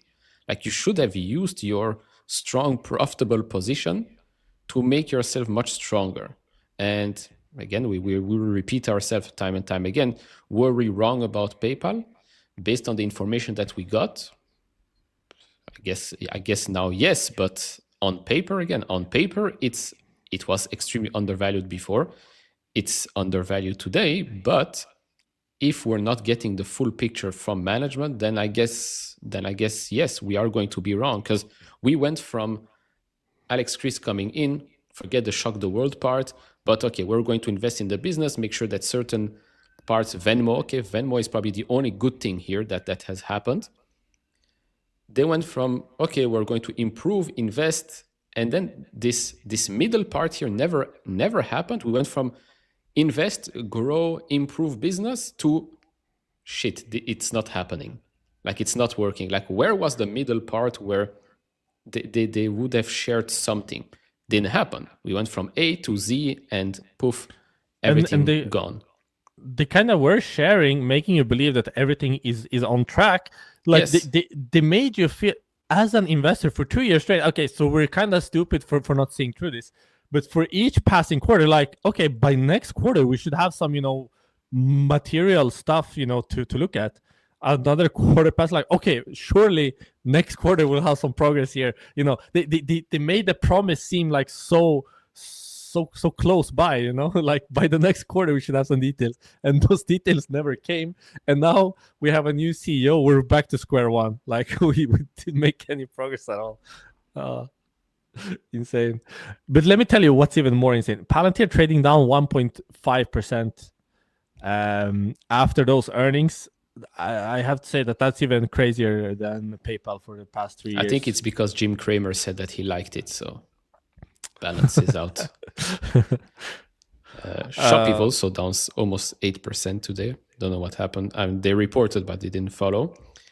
Another company that did what PayPal should have done, which is Coinbase, they said they're going to reduce the workforce by 14%, and Coinbase is a company that is actually growing a bit faster than PayPal, and they already see that they should be operating way more efficiently today. So layoffs there. Okay, again, not great for the employees, but again, it's a publicly traded company. You're a CEO. You have to make the hard, right decisions for the company. With PayPal, I guess they're not willing to pull that trigger right now.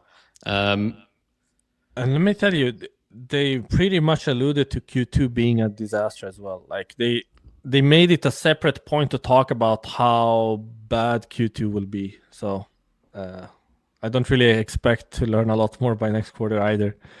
And by then, my June or July, I don't know which month, those set of options are expiring, but we still have some December and January options left. So I hope they get their stuff together by then.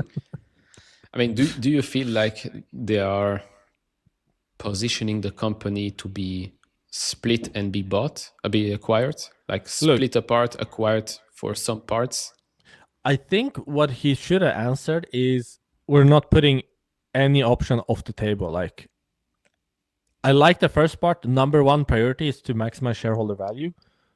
And then he should have said, like, everything is on the table. And not like, but we believe in our opportunity. I'm like, dude, what the fuck? We know you said it 40 times in the same earnings. Like, don't reiterate that. Like, I'm trying to think like how it would be. Like, I can see it benefiting shareholders. I don't know what the deal might look like, but I don't know if it will help us as, options holders. I don't know like what the deal structure might be. It might be something like a one-off dividend to shareholders. They redistribute that. I don't know. We'll have to see. But I mean, even if it was trading at 65, like I would say that with the current numbers, that's probably fair value somewhere around there. Which is where my options are. I don't know what options do you have? I have the $65 ones. I have bull spread, so I bought 65 December 2028 call options and sold 90 at the same time. So I mean, I still have 2+ years with those things to see if they can figure it out. So on those, I still have a lot of time, but those were bought with what was left from the previous ones for January. The $70 January 2027 ones and some of the 65 June ones. But yeah, it's not looking great even for the end of 2028. But by the end of 2028, either they have figured it out or they are not a company anymore because a Stripe or whatever would have bought them by then. But I have to say, I kind of deserve to lose money here because my investment philosophy that I've been talking about for a long time is I only want to invest in the highest quality, high barrier to entry kind of companies that exist out there that are not predominantly, too reliant on the consumer, more like the kind of business that exploits the consumer, but, core, the highest quality businesses in the world, which a lot of people talk about. People say, yeah, I only invest in high quality businesses. This is the one time I didn't do that. I bought PayPal, which is, not a high quality business. So I kind of deserve to lose money to learn a lesson that I already knew.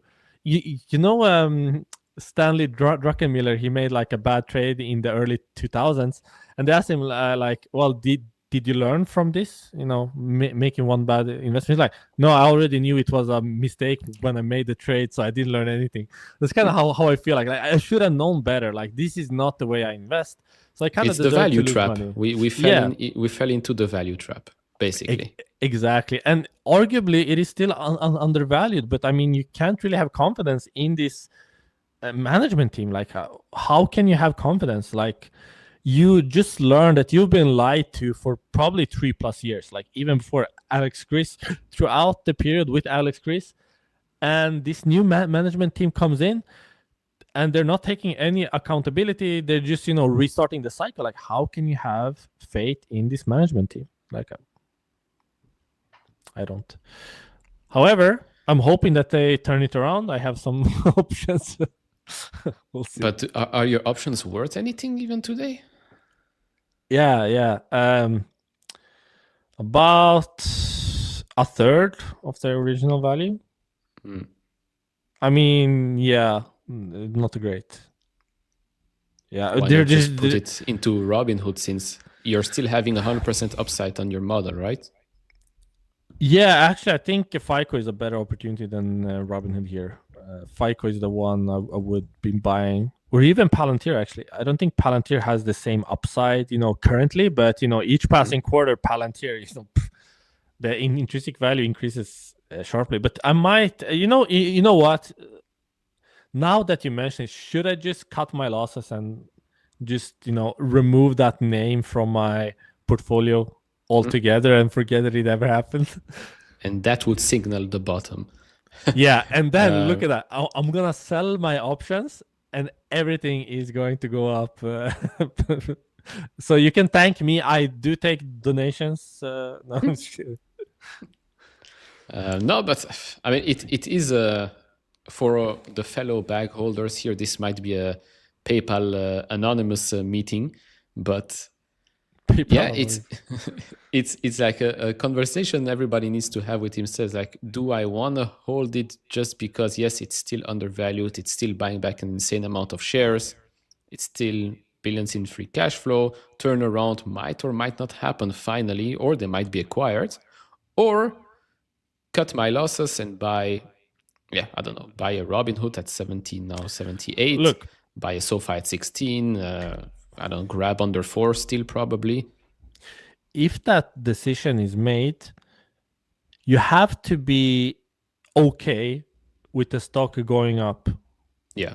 Like, you can't be like, I shouldn't have sold. Like, if I sell my options and then it goes to 70 tomorrow, I have to be like, yeah, like I'm fine with that. I would have made more money that way. But I'm like you have to be fine with your the decision ultimately, and then just own up to it. Like, it's always easy to be like a hindsight investors, like, I think Peter Lynch talks about this a lot. Like, you don't lose or gain money in positions you don't have. Like, should I be buying Microsoft? I went to bed the day after Microsoft is up 5%. Like, I missed out on 5%. No, you didn't. Like, you didn't make an active decision. You can't. Like, you would be stressed out if you thought about all the gains you didn't make. So you can't really think that way. You have to be fine with the decision. Like, yes, I sold it. Whatever happens to the stock, I'm willing to accept that fate. Like, I don't know. I'll have to digest the numbers more. I have to look at it deeper. But I can say that I'm not very impressed with what we heard today, and I don't think anyone was. Like, even if there are, by some miracle, I haven't seen them in the chat. Surprisingly, if there are by some miracle some PayPal bulls, like, share the bull case. Like, let's have some discussions. I saw some posts on X, like the dumpster divers came out after Q4.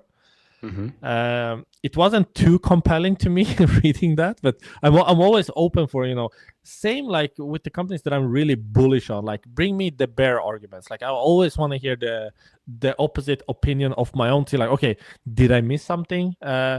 Is there some narrative that I haven't grasped yet or understood yet, or like completely taken in yet or valued yet? So I always love hearing both ends of the argument. Bull case is their sandbagging heavy. Yeah. Yes, that's that is the bull case for every company. that is the bull case for the last couple of quarters. It's like, yeah, it's bad guidance, but maybe they'll beat it. I mean, they basically, like you said, said that Q2 is going to look weaker. Okay, tough year-over-year comparison, etc. Fine, but still, like, this earnings call could have been an email. What's the point of even showing up if again you're not really going to answer the questions fully? especially since this is your first earnings call as the CEO of the company, at least draw some lines in the sand. He was like, let me draw a line and then remove it right away. So yeah, bull case, I guess, is they're sandbagging it. They might announce layoffs off earnings call, and that's about it. Yeah, but I have to say, I am surprised by reiterating $6 billion in buybacks, which is more or less 100% of free cash flow, when they're saying that we are underinvested, we need to reinvest more. That didn't make a lot of sense to me to see. And the dividend. Yeah, the dividend, you're distributing cash as if like you're a Berkshire that's just sitting on treasuries, and you see no opportunities, so you just distribute cash. But you're clearly saying that no, we need to reinvest more. Like we've been under investing for many years, but it's kind of strange. But yeah, I'll have to digest it more and see. And it's funny about this could have been an email. Like literally, he just read like his horrible slide decks where he like wrote out like 20 sentences per slide. Like what the fuck? So, yeah, I don't know. But yeah, I don't know. Let's we'll see the Q2, market open. What happens? Yeah, it's already it's down 9.6%.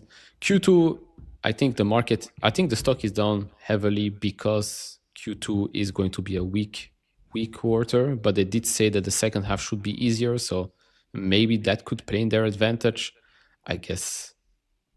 I mean, they did reiterate the guidance, so then they were asked like, well, if oil geopolitical situation persists, like, do you still see you hit like, yeah, we reiterated guidance, so they're kind of accounting for that, so that's kind of positive. We have less than a minute. I don't think fundamental analysis is dead.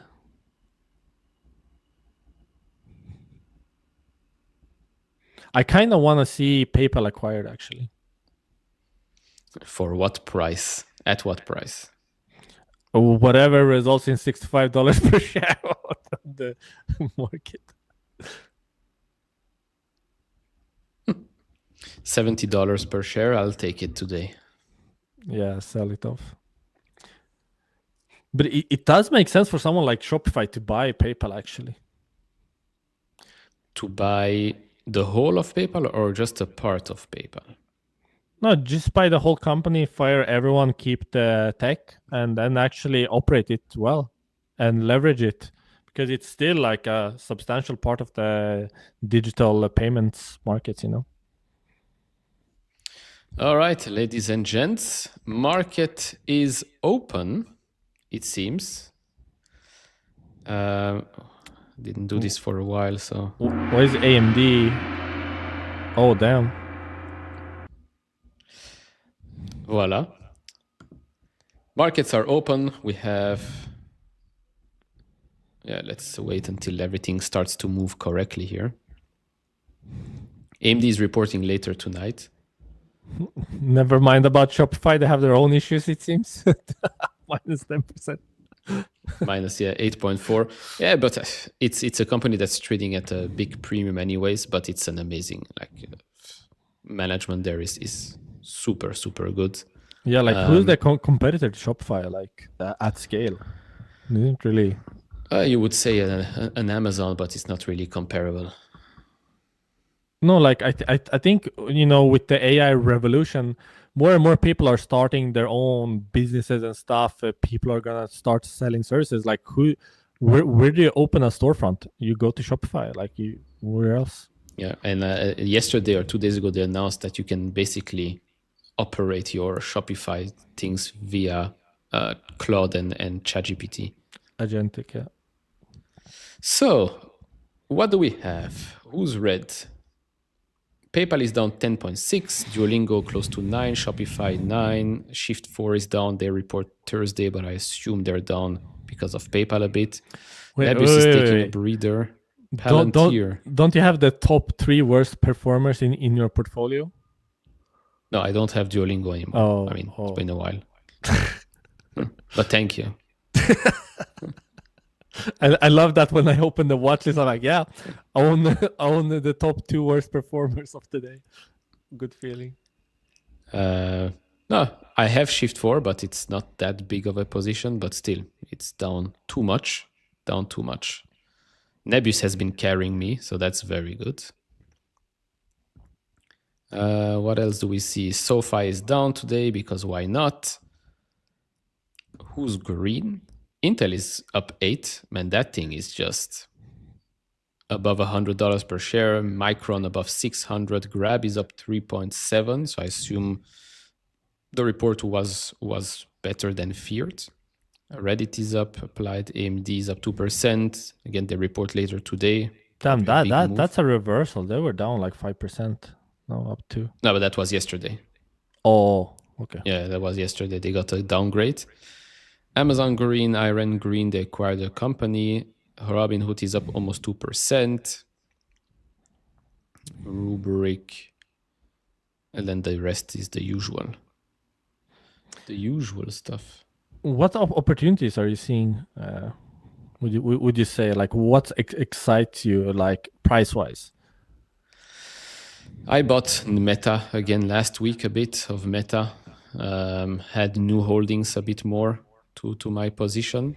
And I guess SoFi to me is still, I mean, at $16, it to me doesn't make much sense. Same guidance, assumptions of 0 rate cuts now. It doesn't make sense to me. But I guess the market is deciding in the short term what's happening here. But do you think if we have a dip, yeah, go ahead. Sorry. Now, even if we have a dip, like overall, this is the performance of the past month. Like you see these huge companies that are up over 30%. Like a dip is not going to make me super excited about the price of a lot of these names. Like a crash, maybe a dip, not that much. But do you care about recent performance when you buy stocks, or do you like try to look at, okay, what is this worth? Like you don't care so much about what the stock chart is. Yeah, but I bought a month ago because it was very attractive. Today, it's way less attractive. So even if we go down 5%, it's not going to be as attractive as a month ago, basically. Some names, yes, but some of the big ones there, probably not right now. Although again, Meta is a pretty big one. I do find it attractive even today. How about Amazon today? I think it's one of the best big techs. Like if I was to buy one today, it would probably still be Amazon, even though it's at all-time highs. I think it's, really undervalued here still compared to the other big techs, actually. It's up there, yeah. Amazon is up there with one of those names where you just buy and forget. You put it in your portfolio and you're like, okay, we'll look at it back in 10 plus 20 plus years and it will still do quite well because they can do everything. The fastest like the biggest cloud which is starting to re-accelerate again with like the most capabilities, fastest growing ads segment among big tech. They are just now like they're still negative margins on the retail side. Imagine when robotics and other AI efficiencies actually flips that. Like we're talking like almost $1 trillion run rate in the retail segment. Imagine like even flipping like a single % in positive operating margins on that. Like that's a lot of cash generation. And this company is not even close to capping out. It is the company that recorded the most revenue out of any company in 2025. But I still think like this company has a lot of double-digit growth like for years on end. Like I still think this company is just in so many verticals that has secular tailwinds. Like as they mentioned in the Andy Jassy's shareholder letter, like 80% of commerce is still offline. Like you have all of that going online, which Amazon is actually growing their market share still. Like they're not only defending their massive market share, they're growing that. Of course, everyone knows about AI and compute. They're doing that. They have their own ASICs, that's going to start growing a lot more now when NVIDIA turns out of favor for inference. It's just so many tailwinds. AI, robotics, they're the company that's gonna benefit the most. You could argue, together with something like Tesla, like from robotics. I think Amazon is like the biggest winner if they can become a lot more efficient in logistics, like in the factories, warehouses. I don't know. I think Amazon is still very, very attractive here, to be honest. I mean, in my retirement portfolio, it is the top 3 position. So I agree with you. And I don't even have Amazon, but I'm just saying, like, if I was to buy one, it's probably going to be that one. I mean, if you sell PayPal, you could buy Amazon. Yeah. What about the local? It's also been like range bound for a long time now, but I also think that one is a big opportunity that's overlooked by the market. Still, also has a lot of secular tailwinds. These emerging markets are rapidly growing, and especially like here with the local, their move makes sense, right? You take the hit on take rate, but at least TPV is growing above 50%. Yeah, that's what PayPal you kind of expected, right? Yes. But instead, you took a take rate hit and you took a growth hit. You got nothing. Cool. You've been buying FICO? Yeah, FICO. Oh my God, dude, have you seen the chart that I? Can you go to my X and open the chart that shows the announcements? Growth? No. The stock price. The stock price or the trend? The stock price. Like the whole fall of FICO stock is fabricated. Like it's complete nonsense. Let me scroll through the whole no, just go to photos. Just go to photos, and then you'll see like a stock. Like it has orange big bars on it, I think. No, not this. Go to my profile. This? Well, here I explain it, but I want to show you a stock chart. So go to my profile, and then photos. Magnum. Did you know that this company is public, dude? No. Like, dude, what the fuck? Yeah, media. Go down. Down.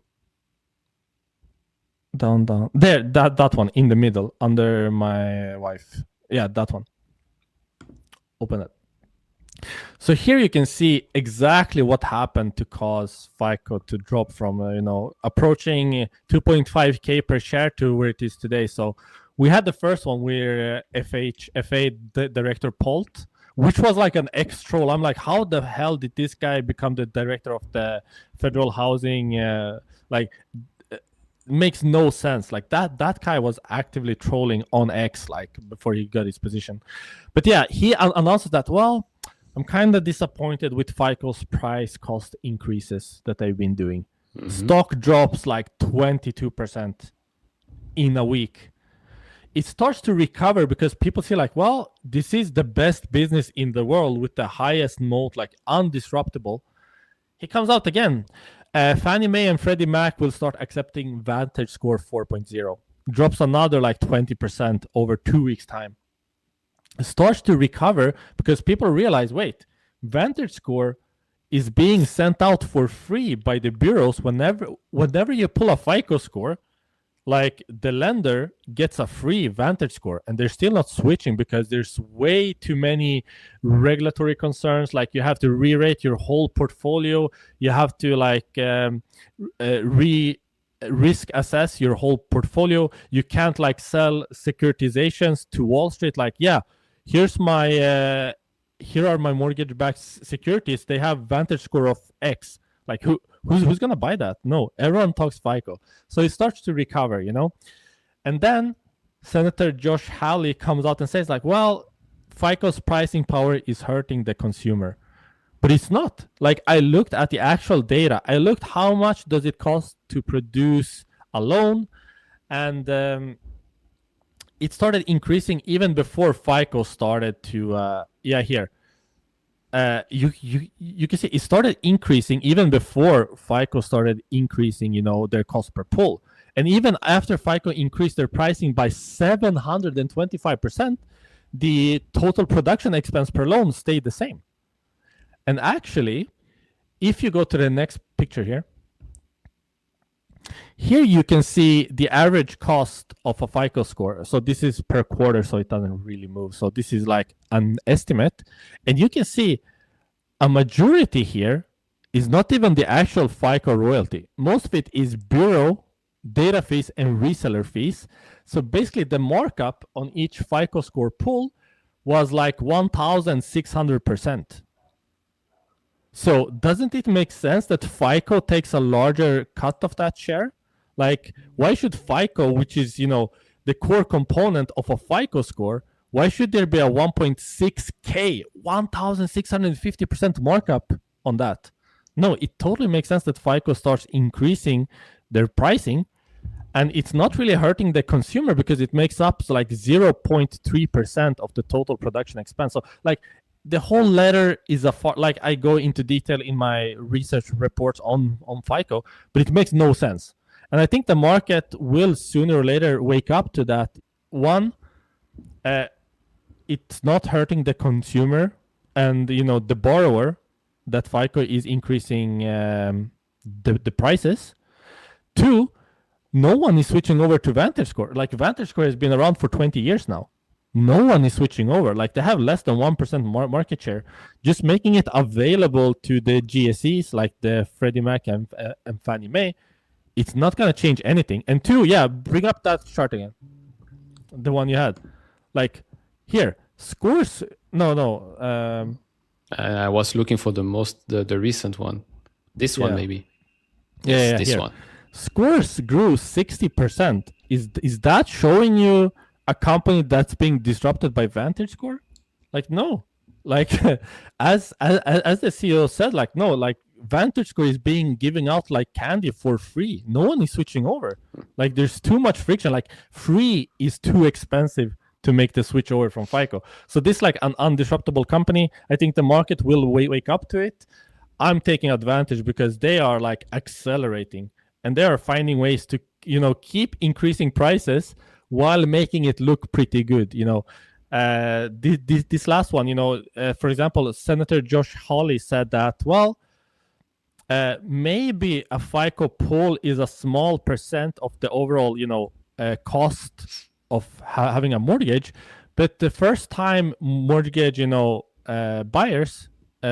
borrowers rather, they have to apply for like many loans. So they have to pay that FICO score many times over. So they're like, okay, we have a performance model where it costs less than $1 to pull your FICO score. But if you close the mortgage, we get a performance-based fee. And that fee is like $65 or like, I forgot the exact number, but it's like they found a way. They already increased prices by 725%. They found a way to more than double that again. Like they found a way to increase the price even more while making it look better. So I think this company, this is the one that people will be like, oh, this was such an obvious buy. Like I truly believe that when the market wakes up to like the reality is one, they're not going to be disrupted. Two, they're not actually hurting the consumer. So I think FICO, my number one deep buy, throughout these past months.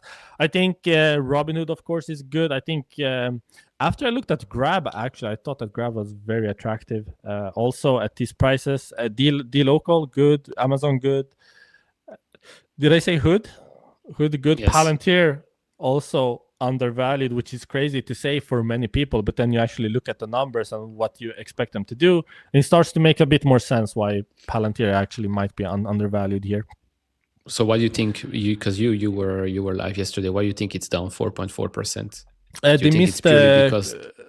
They missed commercial revenue because government grew faster than expected and commercial missed slightly.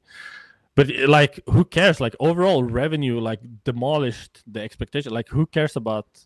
But this kind of market, they like attach to a small thing. But I mean, the margin expansion is insane. Every metric that they reported is just insane. I'm going to be making a video and of course a Substack post. So if you're interested in that, shout out, you can find it on my channel. shortly. I was supposed to record it now, but then Couch Investor said, "Yeah, you want to come on and talk about PayPal?" So I was not going to do this alone. So yeah, I don't know if I'm gonna be covering the next one. Like, I can't get excited. No one wants to sit here and be bearish, But at the same time, you have to be honest with yourself. Like, I followed PayPal for years, so if anyone, I don't know if deserve is the right word, but if anyone like is allowed to be bearish when there are actually justified reasons to be bearish, I think it's someone like me and Couch that actually followed this company, and we're really not liking what we're seeing. I mean, that's just a reality. I'm sorry if you're really hype about PayPal. I was really hoping for a great quarter as well. I mean, as we mentioned, we both have options, but there wasn't a lot to it, unfortunately. Yeah. I mean, don't get us wrong. We wish we would have sold a year. Actually, we wish we would have never bought it, but we held it and we bought it because on paper it was undervalued, even with the most ridiculous assumptions. Yeah.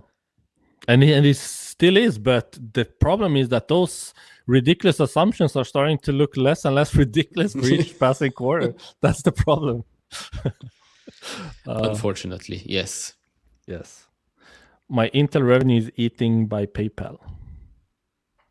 Oh, you made massive gains in Intel, right? I remember I told you what a stupid company it was at like $20. Like, dude, this company is trash. And to be honest, I can't really credit Intel with any of the success the business is having.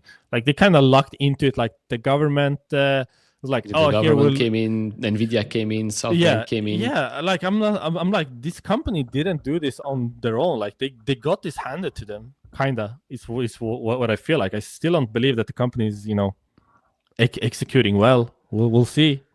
No, but I guess they are executing much better than before, because otherwise I don't think Elon would have liked to partner with a sub performing company for the foundry side of it. Plus, the CPU side is now having a lot of momentum as well, because we're now switching from, we need a lot of GPUs, but now we also need CPUs. So it makes sense.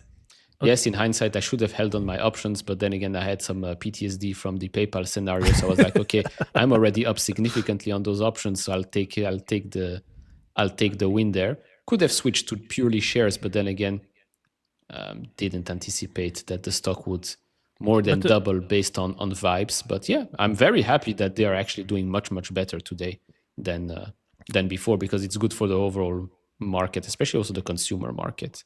It's good for the world, yeah. But let's be honest here. Like, what option did Elon have? Like, TSM is oversubscribed for the next decade, it feels like.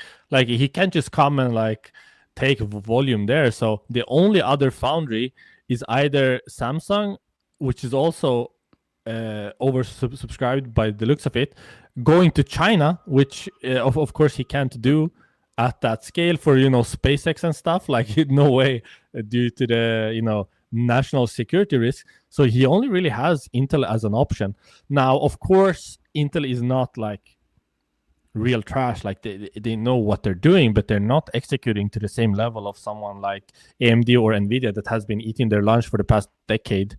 But I hope that they are turning it around. I don't like the CEO, but you don't like the CEO? No. Or you don't know there is a new CEO already for a while? So who's CEO now?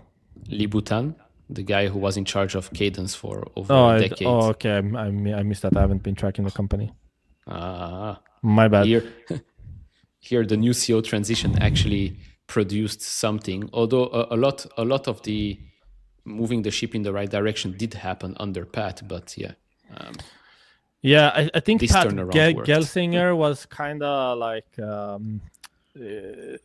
snake. What's the name for like salesman? A greasy? Like Mark Benioff at Salesforce, that kind of vibe, or Tom Siebel at C3AI, that we like just say whatever, but not really execute. That's kind of the vibe I got from Pat Gelsinger, But if they got a new CEO, they're turning it around. My bad. I might have to look into Intel, actually. Like I shouldn't open my mouth without having looked properly, so I should know better.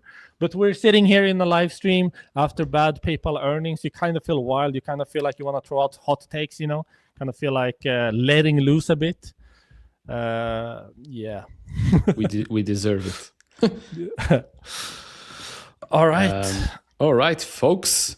We still have a long day ahead. We have some AMD earnings later tonight, probably some other companies as well, but I think AMD is the most important one, especially for me and many of us. So PayPal, still PayPal. Hopefully they do figure it out over the next couple of quarters or whatever, how many quarters he needs. But for now, it's PayPal. For now, it's PayPal. So Emir, thank you very much. You will find his links to Type F Capital and his X and his YouTube account. I will pin it down in the comment section below. Thank you all for joining. We'll see each other in the next one. Thank you everyone for joining. Bye-bye.